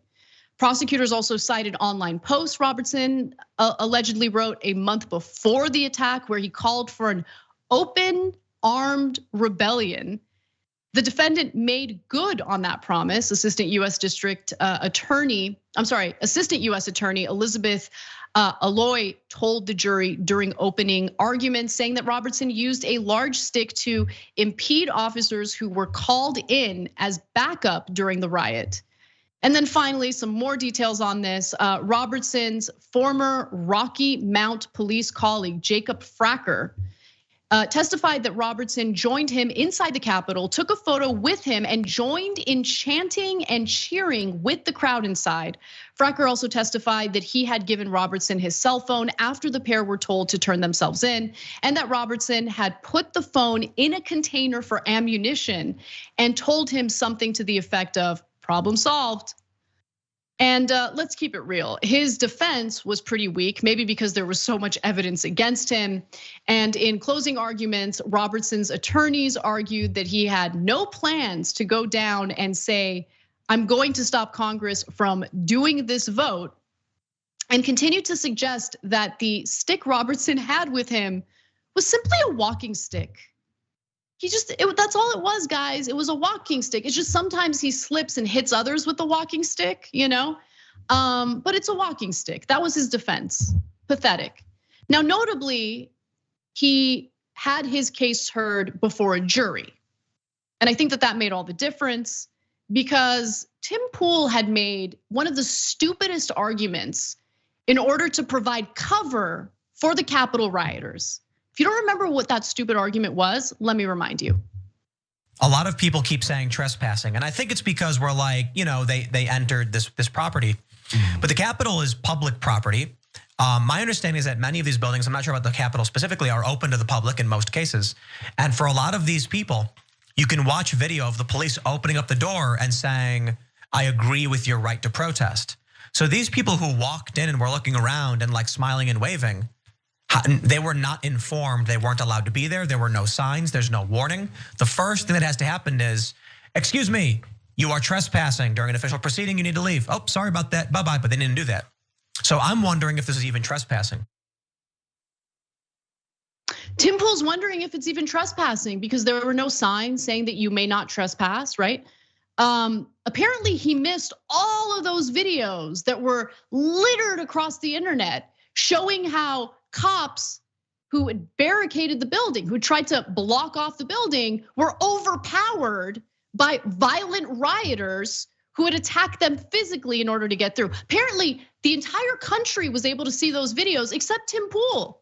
Who knows? Maybe the beanie was on too tight. Maybe it was covering his vision, covering his hearing. I don't know. But to watch those videos and make an argument that like, well, the rioters didn't know that they weren't allowed to, storm through police barricades, storm into the building. Some, by the way, defecating on the floor. Like they didn't know. They didn't know that was wrong. They shouldn't have done that. Now, recently, Tim Pool made the mistake of thinking that he could come after me and Cenk, tweeting this: "How it started versus how it's going. Hey, Anna Kasparian, Cenk Uygur, I was right. Imagine getting dunked on as aggressively as Tim Pool was dunked on for that stupid argument, and then turning around to argue, I was right. Were you though, Tim?" So as evidence for why he was right, he included a screenshot of this Daily Mail article. "The winning Capitol riot defense, blame the cops. Government defense contractor becomes first defendant acquitted of all charges after arguing that officers opened door to Rotunda and let him in." And so the story is about one of the Capitol rioters, Matthew Martin is his name. And his case was a little different from the case that I shared details about earlier, because number one, he happens to be a federal defense contractor. And I'm speculating here, but I would argue that someone who has ties to the federal government as a federal defense contractor maybe gets treated a little differently. And to be sure, his case was treated differently because it was not heard before a jury. Matthew Martin was acquitted by US District Judge Trevor McFadden after a two-day bench trial. Martin, who chose to go to trial in the misdemeanor case before a judge rather than go before a Washington jury, Martin is the first January 6th defendant to be fully acquitted at trial. So let's repeat that last part again. Let's put that graphic up. Let's repeat that last sentence one more time for Tim Pool, who's a moron. Martin is the first January 6th defendant to be fully acquitted at trial. He did not have his case heard before a jury. A Trump-appointed judge was the only individual who made a decision about the future of this Capitol rioter, who again happens to be a federal defense contractor. Martin testified at his bench trial that he didn't see everything that was happening around him during the attack. Apparently he's blind as well. Even though the video he recorded, which was played by the government, shows broken windows and an alarm blaring when he enters the Capitol on the east side after rioters bust open the doors leading to the rotunda. McFadden said, by the way, that the first charge of entering and remaining in a restricted building was a close call. The judge is saying this. He's like, oh, this is a close call. I should probably not acquit you, but I'm gonna do it anyway as a Trump-appointed judge. But that there was reasonable doubt whether Martin knew he was entering a restricted building. Again, you hear the alarms in the video evidence. You can see the chaos around him, but it doesn't matter. He apparently didn't know that he's not supposed to enter that building. Again, shows broken windows and an alarm blaring as he enters the Capitol on the east side after rioters bust open the doors leading to the rotunda. And by the way, another important statistic for Tim Pool, who apparently likes to point to this one specific case to bolster the dumbest argument ever made. The FBI has more than 775 arrests in connection with the January 6th attack. More than 2,500 people are believed to have entered the Capitol that day, and hundreds of others assaulted officers outside the building.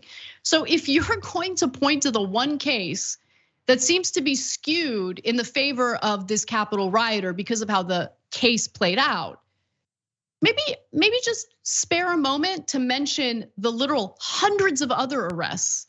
And more importantly, the several cases that we've already talked about on this show where the perpetrators were found guilty. There's been a lot of that as well.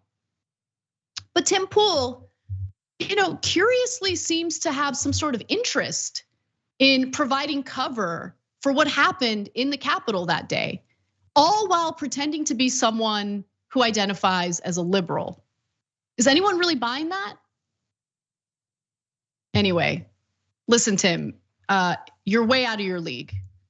You want to play with the big dogs? You better start reading. Loosen up that beanie, start thinking a little bit. Anyway, we got to take a break. When we come back, Francesca Fiorentini will join me for the second hour.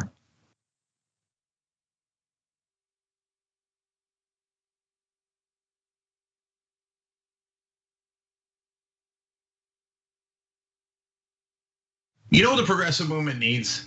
It needs a little energy, a little pizzazz, maybe a little caffeine. Oh, coffee. But what if it was Too Strong Coffee? Yes, new, toostrongcoffee.com/TYT. Look, this helps progressive causes. It's also organic and fair trade, so you've got peace of mind that it was done right, and it happens to taste great. So check it out right now at toostrongcoffee.com/TYT. That 300 million is a pretty good number, Well, that's the size of the US population. You know what our next target is? The size of the entire world. We just crossed 5 billion views on YouTube. I mean, imagine 10 years ago thinking one day. We looked at you like, are you nuts? Young Turks has just passed another milestone, 20 billion views. Damn. All right, lots of comments. You guys are the best. I'm gonna read a few comments from our members. Mr. Methuselah says on YouTube, super chat, thanks for all the important work you do for TYT for the movement. Do you know who had the first super chat when I got back from vacation? You won't be surprised to find out. Rob Shively. What do you know? Rob says, rejoice for Dragon Daddy has returned. This question sent to us by Izzy Sanchez Jr. Is it me or is Meghan McCain talking as fast as Ben Shapiro? Is that the way the right tries to look smart and intellectual? Well, yes. Michael Nathan writes it on Twitter.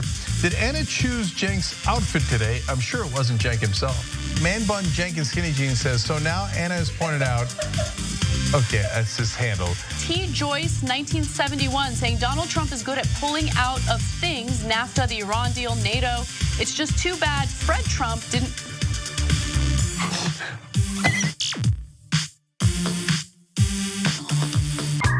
All right, let me do a little quick plug here. It's not even a plug, I'm bragging, okay? I'm bragging, watch me. We have a channel on YouTube, a whole channel devoted just to the Young Turks. It's badass, right? Wow, man. I can see the void. You guys are rock stars. Unbelievable, Senator Sanders. Welcome to Rebel Headquarters. Man, you guys are amazing. We gave you what you wanted. Okay. Speaking of shirts. I have a surprise. You reached a lot of people. You are the Young Turks. And we have spread that progressive message wide and far. Let's keep it going.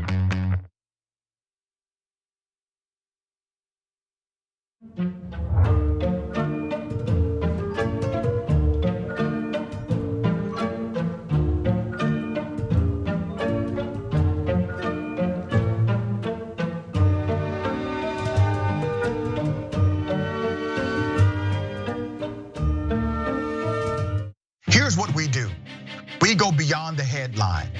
We are willing to engage in transparent conversations with those who do not think like me.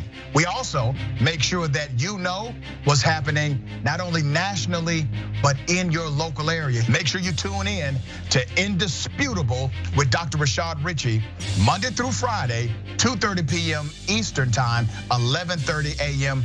Pacific Time. Cool news, shoptyt.com now has books. There's a whole bunch of books there. You're gonna be shocked to find out that they're largely progressive. Of course! Ryan Grimm's book, We've Got People, is there. It's a fantastic story from Jesse Jackson to Bernie Sanders to AOC that explains the progressive movement probably better than any book I've ever read.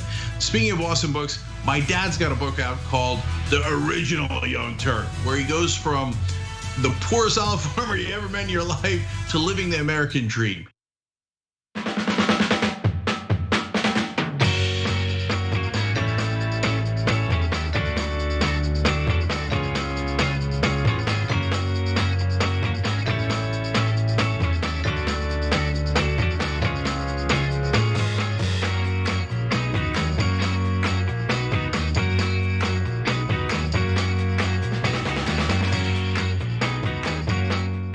What's up, everyone? Welcome back to the second hour of the show. Francesca Fiorentini of the Bituation Room now joins us. Francesca, good to have you. So good to be in the same place, but hey, that's okay. I'm so good. I'm glad to be on with you, Anna. I mean, you can handle 2 hours, no prob, no sweat. But like, it's fun to be on with you. Thank you. It's fun to be on with you too. I gotta say, I always wonder, like, do I want to eventually shift to a solo first hour as like a regular thing? And I realize that the answer is no. So it's like the second day and I'm like, I can get through it. I do it pretty easily. Yeah, no, but like, I love having a co-host. Like, it's nice to have a co-host. Yeah, exactly. You think Cenk feels the same way?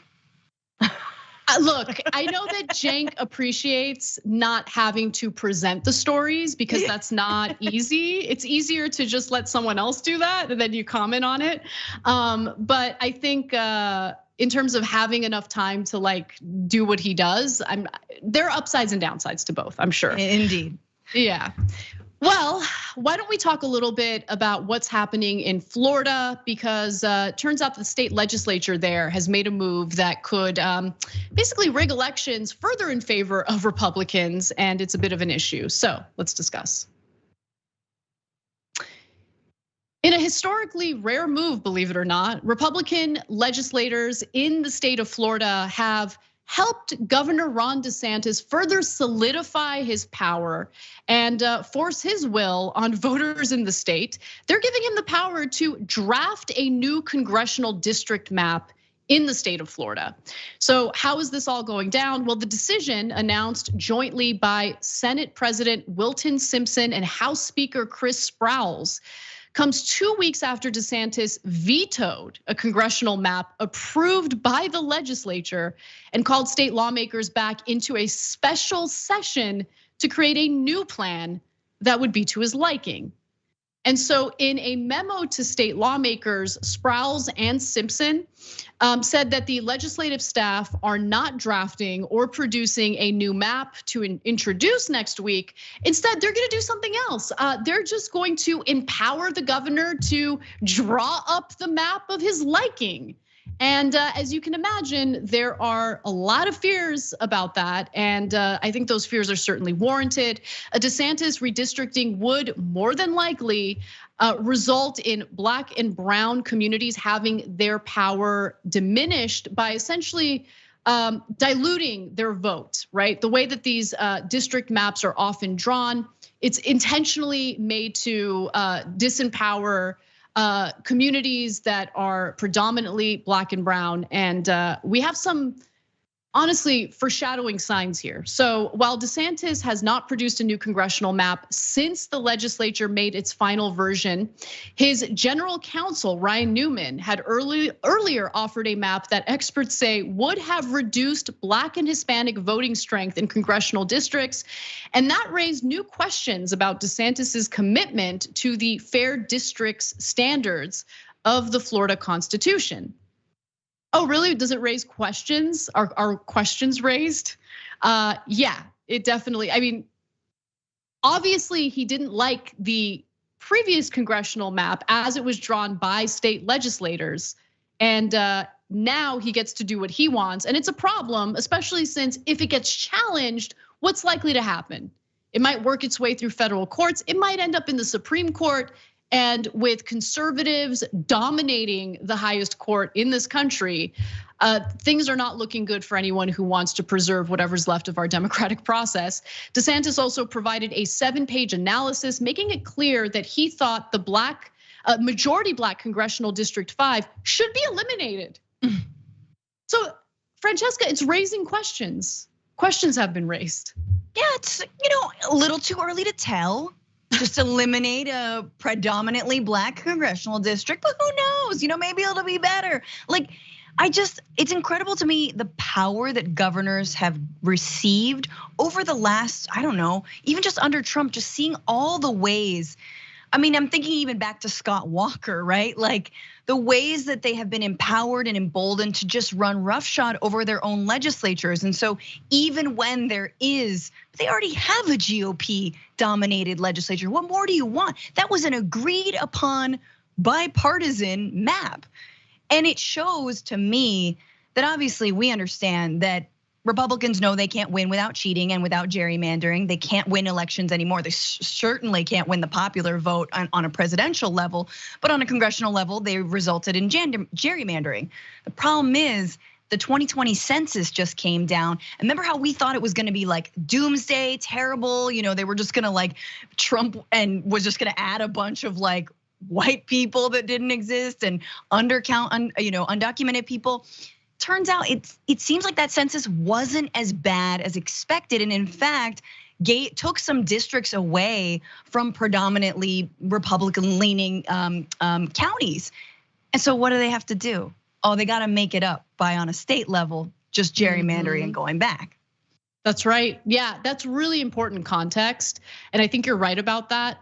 And it also shows you how little these politicians really believe in our system of government, because this is obviously on a state level, but even within a state, you have a system of checks and balances.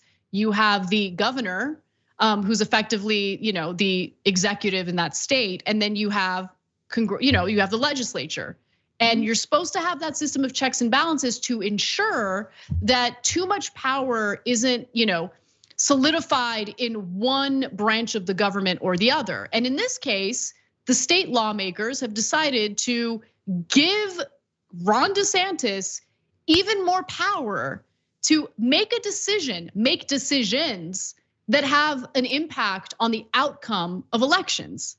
And that is a disaster. Again, it is so clear that they don't believe in our system of government. They don't believe in checks and balances, and they certainly do not believe in small government. The only context in which they do want small government is when it comes to corporate regulations, when it comes to taxes, when it comes to anything that has to do with our economic system benefiting people at the very top. This lopsided, capitalistic system that they fight so hard to protect. And the way that they fight to protect it is to prevent any real regulation from going through. Now, DeSantis is already receiving outside pressure on how to draft a new congressional map, which should not be surprising to anybody. Those affiliated with Trump's Make America Great Again movement, like radio host Stephen Bannon, put pressure on DeSantis to demand a map that gave Republicans additional seats in Congress at a time when the balance of power hinges on outcomes in just a handful of districts. And Francesca, final thing I want to say about this is, you don't even have to question. They just tell you what they're doing. Yeah. It's so brazen. And they know that there will be no consequences. And then Democrats are like, well, I don't know what we should do. Ooh, should we give Joe Manchin another coal mine? Should we let him have more tax write-offs? I don't know. Like, it's just so sad because they have their Machiavellian plans. The right knows exactly how they're going to further entrench minority rule, right? Like, as if the Senate didn't already do that, then you get gerrymandering in the House. And like, just to remember, Florida is diverse. 26% Latino, 17% African American. It's a diverse state. You got to do a lot of work to silence a lot of voices, right? And then of course, progressives and leftists and grassroots organizations are the one footing the bill on like, we have to overcome all kinds of voter suppression and these new districts that are being drawn in order to have a fighting chance. And yet that fight is still worth it. But man, it's just like, we're not getting help at the top, right? There is no plan of defense. Last thing I'm gonna say, this is how you appease and you pander to Trump and Mitch McConnell. They're gonna love you. I don't know if DeSantis and Trump are like heading off for a grand duel on who's gonna inherit the MAGA movement. But honestly, this is something Mitch can get behind, and this is something all the MAGA folks can get behind. Because no matter what, pro-insurrectionist Republican or a Liz Cheney loves redistricting in Republicans' favor. Oh, totally. Liz Cheney, to her credit, is a respectable member of the right wing that's trying to like completely dissolve our democratic process. Right. She does it in covert ways, not overt ways. She's not a big fan of trying to overturn an election through a, storming of the Capitol or rioting. Certainly in favor of rigging elections to her party's favor by redistricting. And I think that's an important thing to bring up. Because while she, has really tried to brand herself or present herself as someone who's above the fray of the Republican Party, she's very much within the fray. She's just another flavor of anti-democratic garbage in this country, and we shouldn't ever help her rebrand herself because she doesn't deserve it. All right, well, we got to take a quick break. When we come back, believe it or not, we're gonna talk about Hunter's laptop, but there's a twist. There's a twist in this story that you don't wanna miss. Come right back, we'll give you those details and more.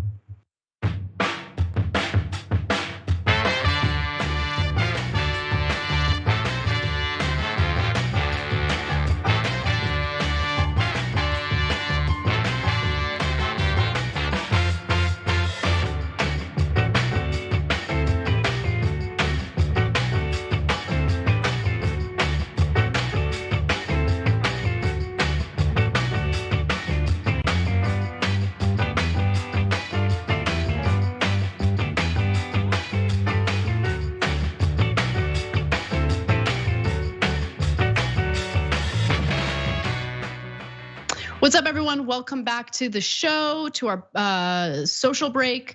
All right, John Bogino, it's been a while since we've heard from you. One of our members who says, how are you gonna expect an ex-cop to know not to trespass in the Capitol? I'm always here for the Tim Pool dunks. And like, listen, there came a point where I thought maybe dunking on Tim Pool is a little unfair because he doesn't really seem with it, if you know what I mean. Like he doesn't seem like he's a smart enough guy to like go to battle with, like, or against. So just like, whatever, just let him go. But if he's gonna come for us, then I'm gonna come for him. And so there you have it. Like the argument that like, no, the Capitol rioters were totally warranted in doing what they did because there were no signs indicating that they shouldn't trespass. Like blows my mind that he made that argument with a straight face. That was actually the most impressive thing he's ever done in his life, that he made that dumb argument with a straight face. Anyway, Zoolander Establishment Dem says, Anna's chauvinist voice made me bust out laughing. Wait, what is it again? I don't even remember doing it, but we were talking about Cam Newton and his, have you seen that video? I have. You're not a real woman if you don't cook for me. Anyway, I hate, like, there are days. What adult? Like, you are a grown ass man. Cook for yourself. You are a fully grown person. By the way, a wealthy, fully grown person who probably has like people who can cook for him that he's paying. Like it's just. I think we as women need to start going out there and making our own demands, right? Sure. Like, I gotta find a way to say this in a way that will not get us in trouble. Oh, there's no way, Anna. Trust me, we're on the internet. We're on YouTube. I know. No. I was just gonna say, like, I don't think you're a real man unless you give me pleasure with your mouth. Like, you know what I'm saying? Like, imagine like going around and saying stuff like that. Like, is that cool? Is that okay? You know what I'm saying? I think I do know what you're saying. Woo, we got very hot in my room right now. I'm embarrassed now. I'm sorry.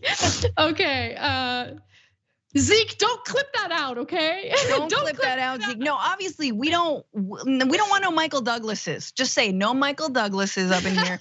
I don't care that you got your throat thing or whatever. No, Catherine deserves better than that. This is a very old reference, by the way. It's not that old. It's not that old. Don't make me feel bad. Feels like that was just yesterday. All right, moving on. Idiocracy Genius says, this just in, the GOP is recruiting Cam Newton to run for US Senate. I mean, you think they wouldn't? In our Twitch community, Mew2 appeared, says, Anna has plenty of salt to throw around today and I'm here for it, thank you. Thank you to Metal Turtle who gifted 2 subs, very nice of you, really appreciate that. Jen Kilks, 8 months prime with the comment, always happy for Anna's nuanced takes on issues. And we've got other comments, but we'll read them in the next social break. For now, let's get back to the show.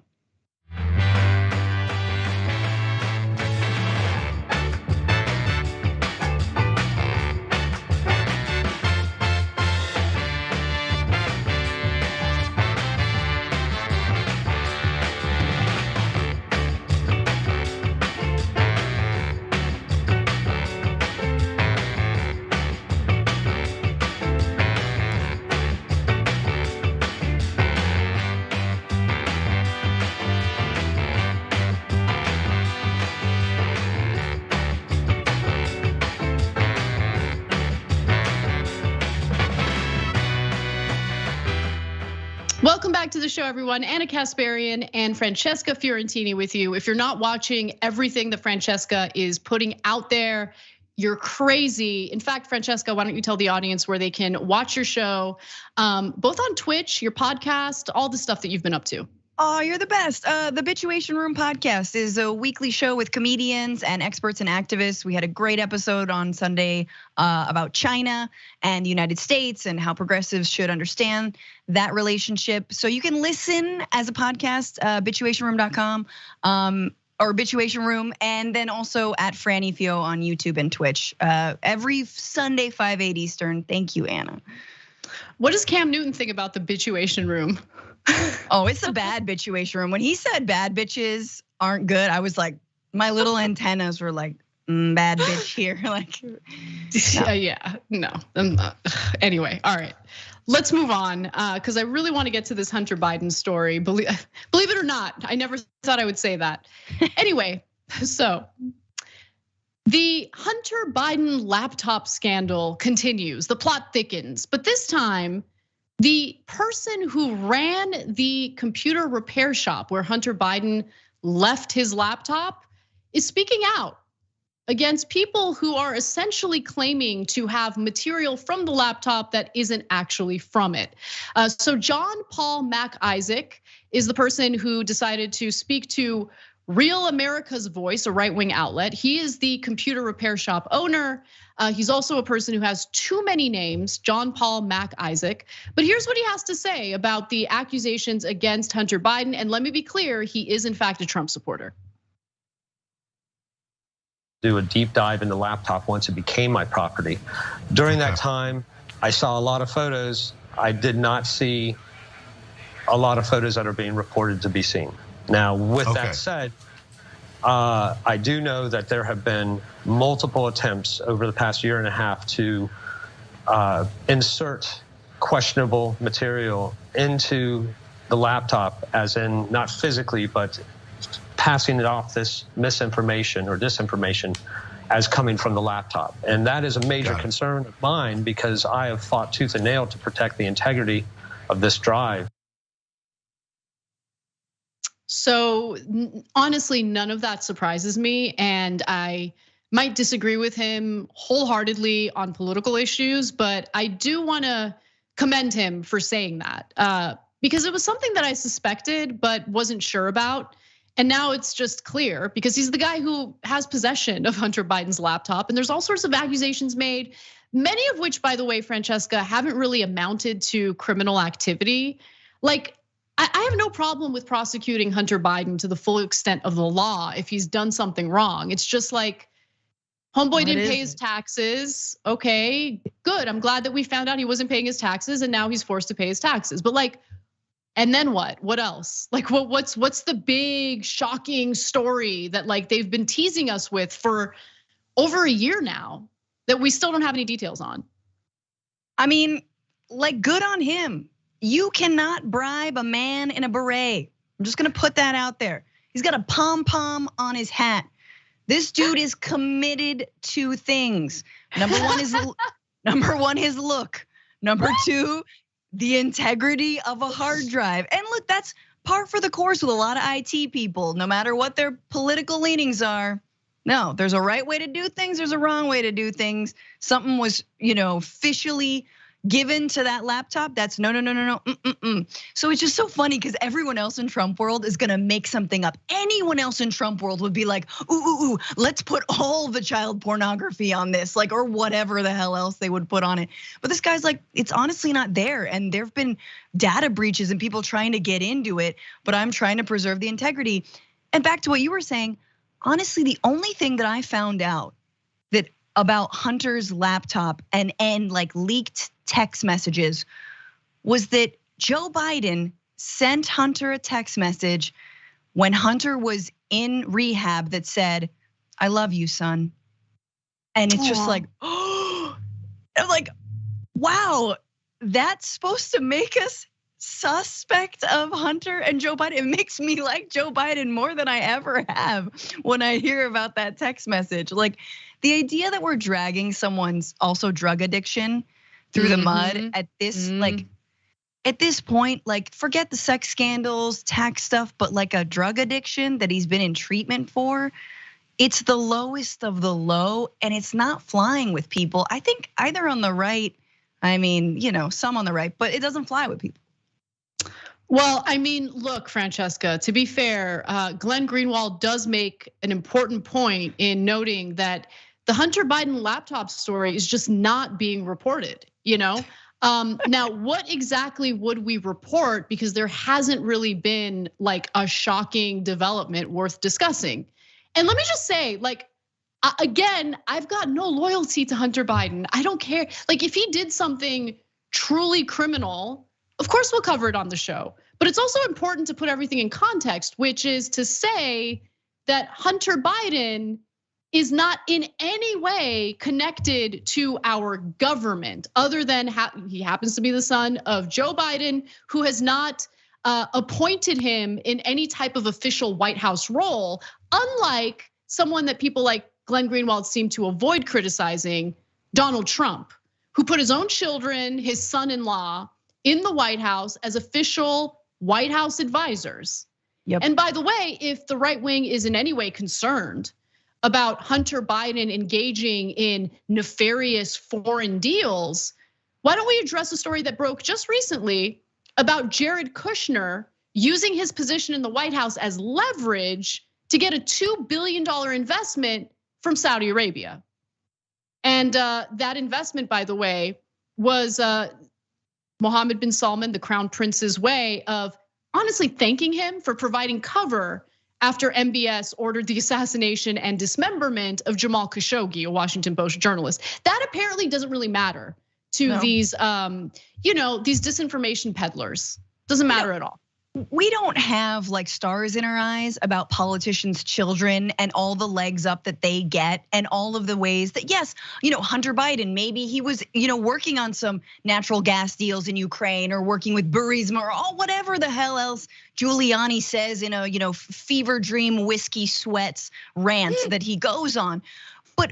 But if we are comparing rotten apples and rotten apples, which I feel like we do on this show a lot, and we understand gradations of crime, unless there are the nuclear codes being sold to the highest bidder on that laptop, nothing that could be revealed can hold a candle to the last 4 years of the Trump administration, the most corrupt administration in history, as Bernie Sanders likes to remind us. And I think we need to remember making sure that military officials stayed in Trump hotels. Ivanka's deals with her, purse line, et cetera. In China, yep. In China. The Jared Kushner stuff with Saudi Arabia, to say nothing of his deals with UAE and all the ways he was playing the Gulf states against one another before he even got into office. By the way, neither Ivanka nor Jared had real security clearance to be in the White House. The extortion of Ukraine, the attempt to overturn the election. Do we need to go on? The PPP loans that basically just went out to anybody, including the Trump family. Jared got some of those. Just like, give it a rest. Give it a rest. Trump continued robbing his own supporters after the 2020 election by sending them emails to fundraise for his legal fight to, overturn the election. And that money didn't go to any kind of legal fight. And then by the way, there were recurring donations that people didn't realize would be recurring, and people ended up overdrafting in their accounts. All these people on fixed incomes. Yes.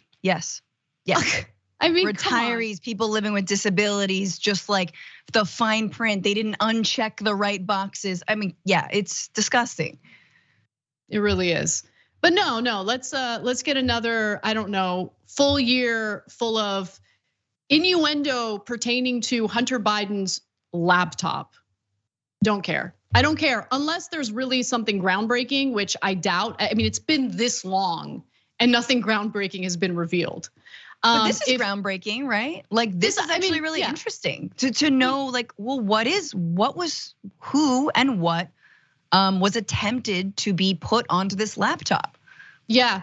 Well, okay, so let me give you some of the context, some of the details we do know. So the portable drive provided to the Washington Post contains 286,000 individual user files, including documents, photos, videos, and chat logs.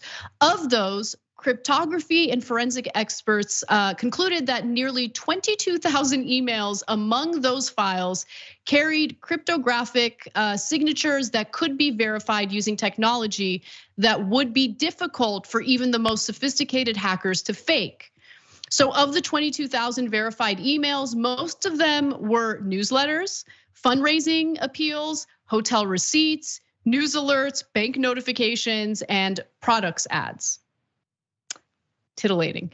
The experts, Matt Green and Jake Williams, did find verified communications between Hunter and a Chinese energy conglomerate known as CEFC China Energy, as well as emails with the Ukrainian energy company Burisma, which of course he served on the board for.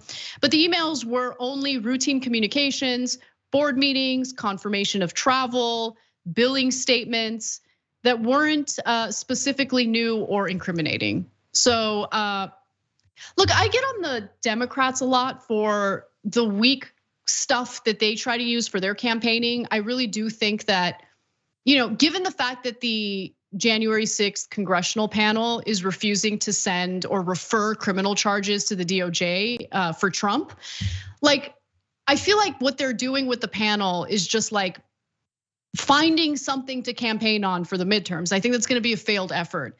But to be fair, Republicans engage in similar stuff. And at the end of the day, we're dealing with two parties that like try to find other things to distract you with or to campaign on that doesn't really speak to the real issues Americans care about. So I think your point about how this laptop story isn't really gaining any momentum is a valid one. And it's not because Republican officials haven't been trying. I just think that the voters aren't buying it. Yeah.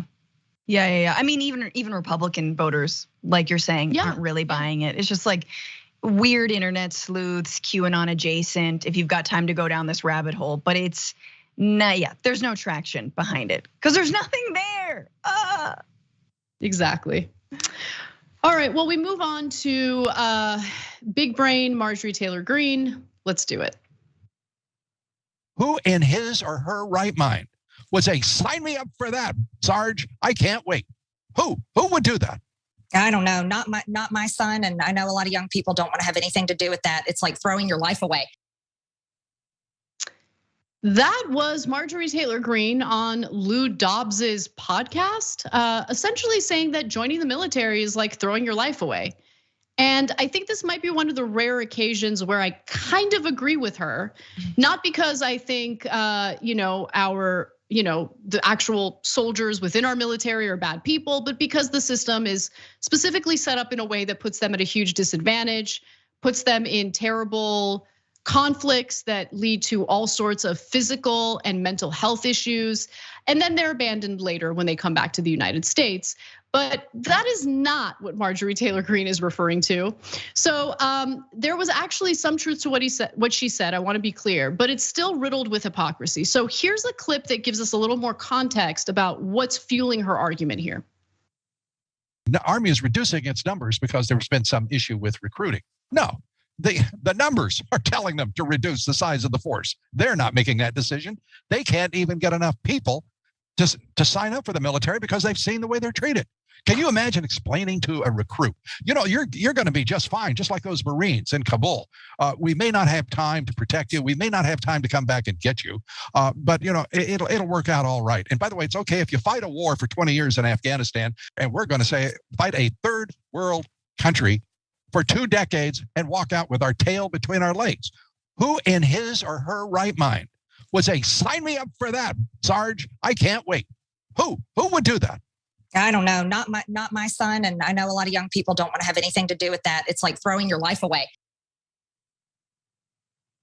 So Francesca, I'm curious to hear your thoughts on this because we're concerned about our soldiers dealing with the ramifications of engaging in these interventions and these conflicts abroad. That is not what they're concerned about. They're concerned about not going hard enough in these conflicts. Yes, I think this is a perfect clip that shows you the crass hypocrisy of far right anti-interventionism and isolationism. It's not that they want to put soldiers' lives first.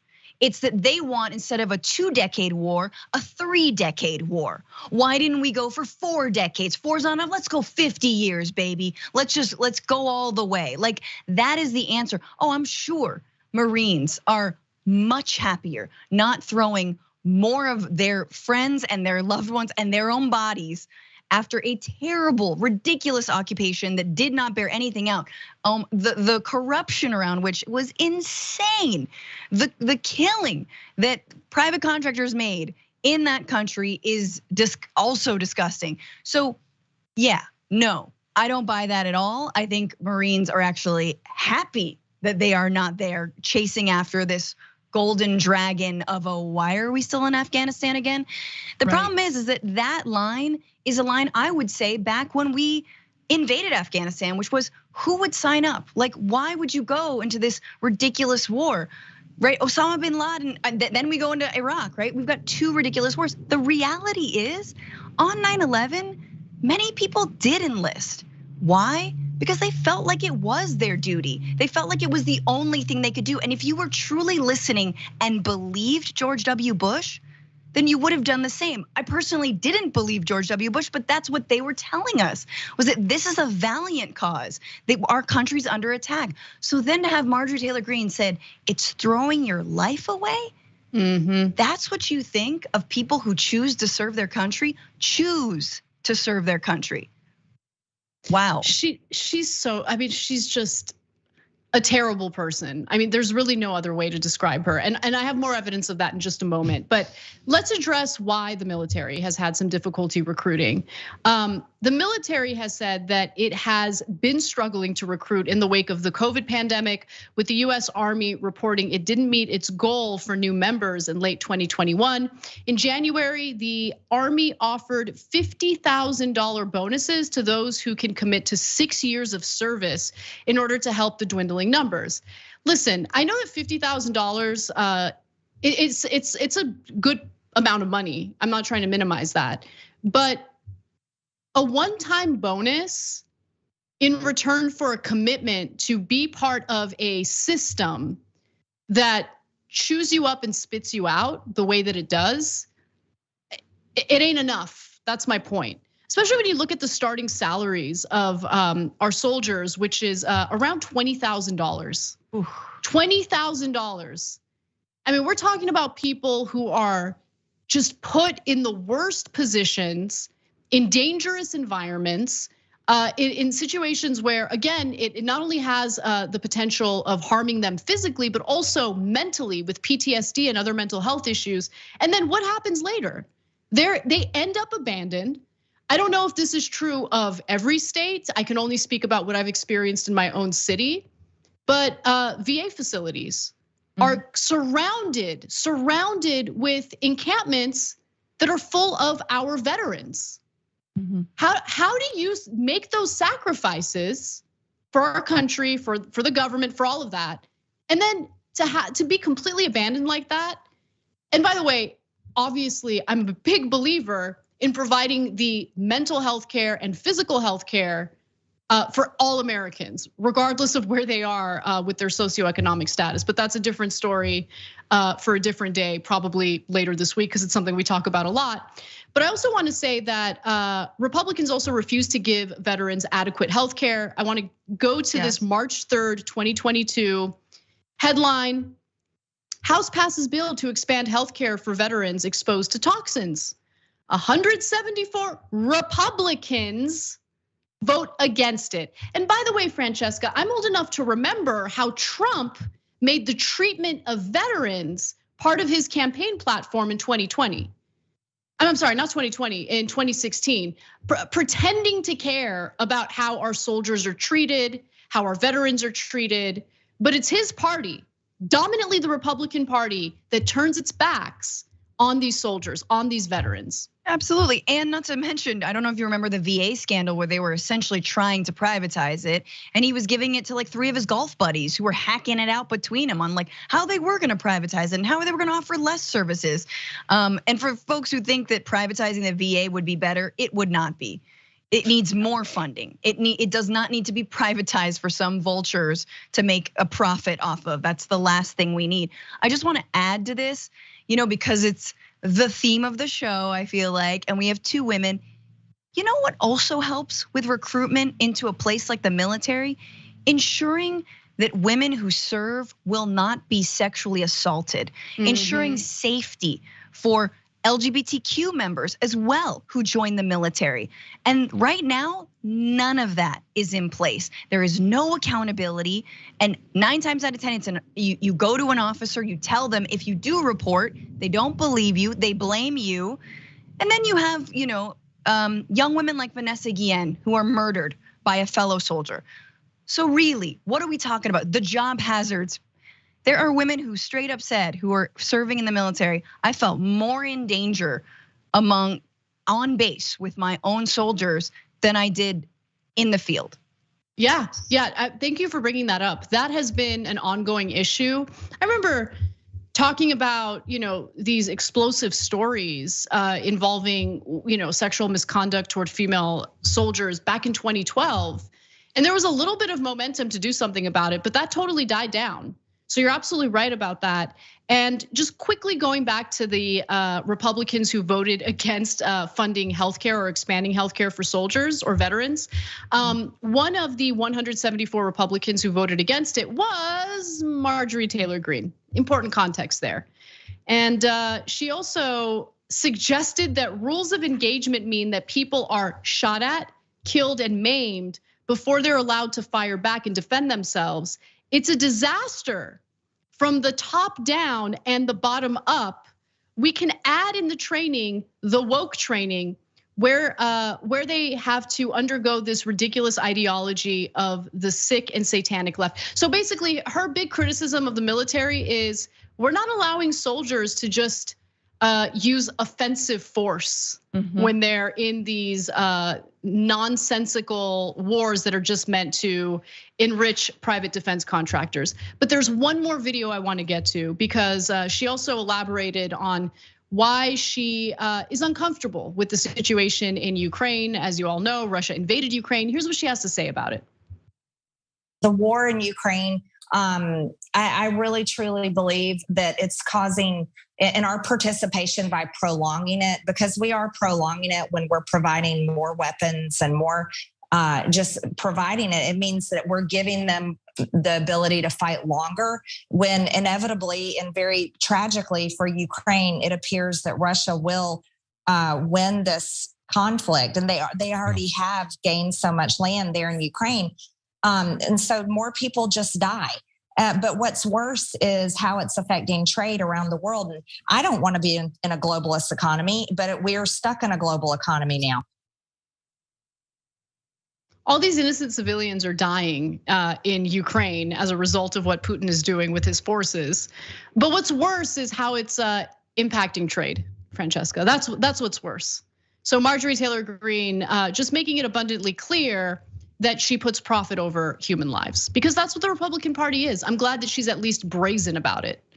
Yeah, I mean, I cringe even when Democrats talk about, the pump and prices at the pump as if there was this is such apples to oranges. But the part of that quote that really just gut punches me is her saying, sad to say, but we're prolonging the war if we help Ukraine. Hey, don't give any aid to Ukrainians because you're just prolonging it. They're gonna die anyway. Why would you help people in need when they're going to die anyway? That is effectively what she's saying, completely throwing in the towel and kind of echoing, I think, what honestly, maybe a foreshadowing of where other Republican commentators and right-wing commentators are gonna go from here. It's over, it's done, might as well throw in the towel. You're just making it worse. Yeah, it really is sick. And right-wingers just constantly providing cover for Putin, even being complimentary toward Putin as, again, innocent civilians they're not just dying in the line of fire, they're being targeted. Yeah. And the pro-life Republican Party in this country seems to be totally okay with that. And when I say Republican Party, there are plenty of Republican voters who are against it. They find it horrific. I'm just talking about the people in charge. Gotta wonder why they seem to favor Vladimir Putin's brutality and murder over helping and assisting Ukraine to minimize deaths as much as possible. All right, we gotta take a break. When we come back, a story about cryptocurrency that you don't wanna miss. When the federal government doesn't act, lobbyists come in, and that means deregulation and lots of future problems. We've got that story and more when we come back.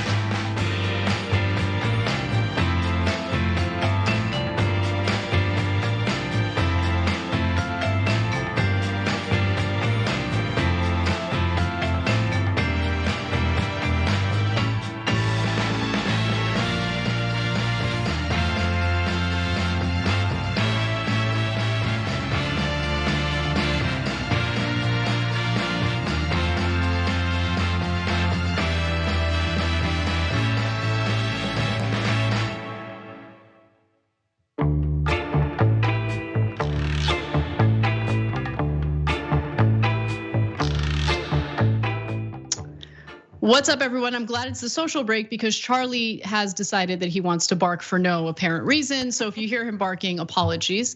LJ Wombology says, Hillsdale College is a conservative hellhole. I grew up near it or nearby, and it's located in its own middle of nowhere reactionary bubble. The endowment is huge for such a small and fringe liberal arts college. Well, yeah, you have all sorts of right wingers engaging in fundraisers on behalf of Hillsdale College. By the way, you've had Clarence Thomas, his wife, all sorts of prominent right wingers give speeches there. So we know what their objective is in expanding to charter schools. It's not a good sign. Matthew Valente says, fundamentalist Christianity is the ultimate regression away from evolution. True, I'm trying to figure out what that was a response to, but I agree with the statement. Sarah says, this is the policy. It's not violent crimes, fair beating, marijuana misdemeanors, resisting arrest, trespassing, and prostitution, as long as they do not accompany other felonies. So Sarah, I think that's about the first story that we did about the shooting in New York. But definitely dig a little deeper in that because there are, Alvin Bragg like specifically said, there are gun crimes that I'm not gonna prosecute. He said that on day one. I think that's a problem. I think gun-related crimes should be prosecuted.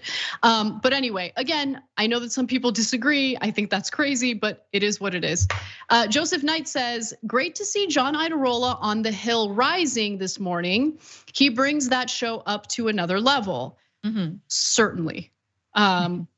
I will bite my tongue, but I agree, certainly. I like Ryan Grimm a lot, and I'll leave it at that. Sofa Dragon, 19 months prime in our Twitch community with the comment, Anna, you keep saying the left, who's the left?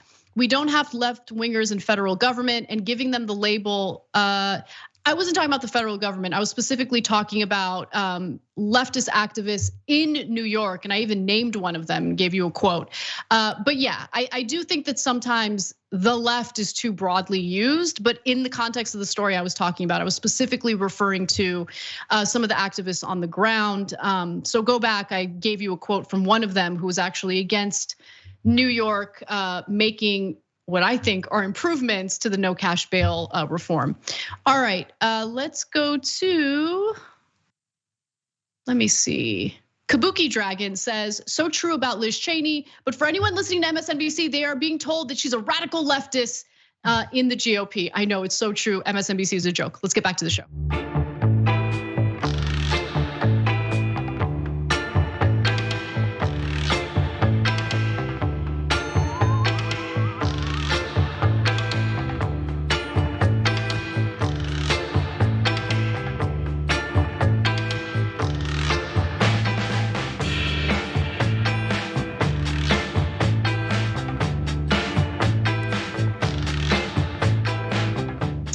Welcome back to the show. Anna Kasparian and Francesca Fiorentini with you. We're gonna have an awesome bonus episode and you're gonna love it if you're a member. If you're not a member, you're not gonna love it because you're not gonna know what's going on. You can become one by going to tyt.com/join or click on that join button if you're watching us on YouTube. I promise you, you won't regret it. For now, let's get to a story I've been wanting to talk about, which is regulations pertaining to cryptocurrency and what's happening on a state level since the federal government isn't really acting. So,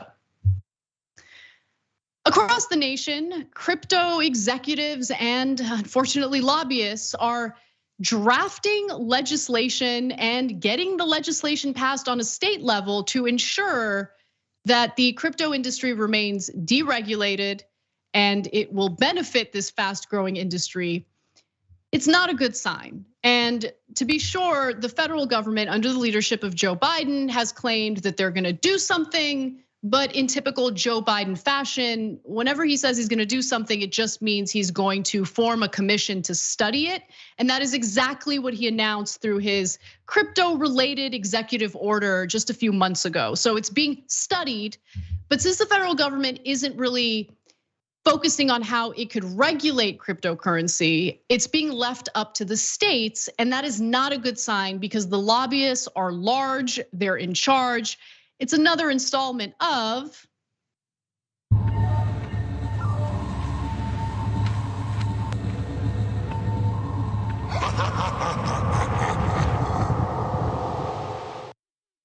That's amazing. Tales from the crypto. So let's give you the details. One example is what's happening in Florida. In the Florida House last month, legislators swiftly gave final approval to a bill that makes it easier to buy and sell cryptocurrency, eliminating a threat from a law intended to curb money laundering. One of the few pauses in the action came when 2 House members stood up to thank crypto industry stakeholders for teaming with state officials to write a draft of the bill. My God. So the state legislators stand up and they're like, yo, crypto lobbyists, thanks for legislating on our behalf. Unbelievable. The House voted unanimously. Every single one of those lawmakers voted to pass the measure. The Senate followed, sending the bill to Governor Ron Desantis for his signature after 75 seconds of deliberations. The new money transmission legislation emerged from a months-long collaboration between Representative Vance Alopis Jr., a Republican of South Miami, and Samuel Arms, who is starting a cryptocurrency investment firm, Tortuga Venture Fund. It is unbelievable, Francesca. It is unbelievable. I have more details, but I want to hear what you think already. Well, I mean, it's just a new way to, like, a new way to do corruption. It's just a new way to, like, steal money that is not yours. That's all this is. It's a new way to have a shell company. It's a new way to get away with, like, I don't know, get Matt Gaetz on it, paying 17-year-olds for sex. Like, you name it, it feels like that's what we're dealing with here. And like, I know that crypto bros hate when I say this. They're almost as bad as Elon Musk bros, and they're kind of the same thing, but they hate when anyone, because in their minds, we live in this libertarian utopia and crypto's amazing and it's gonna solve, like it's gonna bring world peace and it's gonna solve climate change / actually incredibly increase the amount of carbon that's in the atmosphere because of how it's mined. Oopsies, but like, let it go, guys. Financial institutions need to be regulated. I'm sorry, yes, they need to be reformed, but cryptocurrency is no different. Yep, at least 153 pieces of cryptocurrency related legislation were pending this year in 40 states and Puerto Rico. That's according to the National Conference of State Legislatures. While it was unclear how many were influenced by the crypto industry, some bills have used industry proposed language almost word for word. One bill pending in Illinois lifted entire sentences from a draft provided by a lobbyist. This is how it works, folks.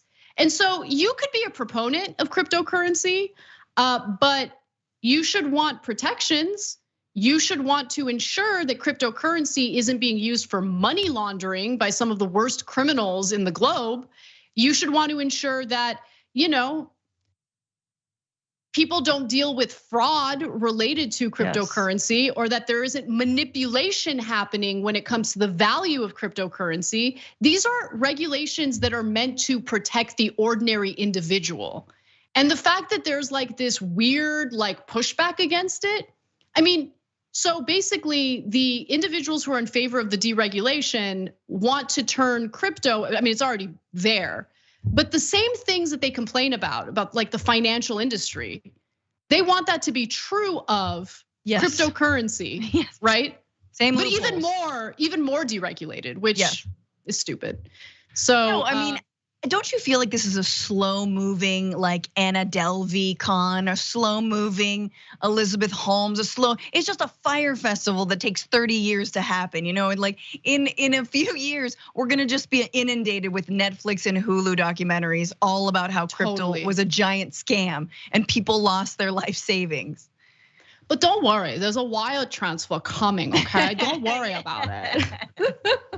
All right, bonus episode is next. You gotta check it out. I'm really looking forward to it. We'll see you guys there. For everyone else though, have an awesome night and we'll see you tomorrow.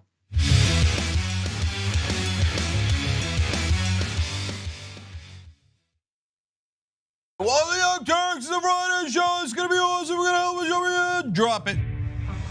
We became the first ever daily online web television show. No, the Constitution is the very core of America. The fact that we don't spy on American citizens, that we get a warrant, that we go to a judge, that we have a procedure, that we have due process, that is America. On top of that, they go, why don't they just stay at their own schools? You gotta realize something. These schools suck. They want people to pull themselves up by their bootstraps. You ain't got no straps, you ain't got no boots. He lit these fires in trash bins all around town out of frustration. 99th most viewed channel today on YouTube. The Shorties Award. Best Web Host.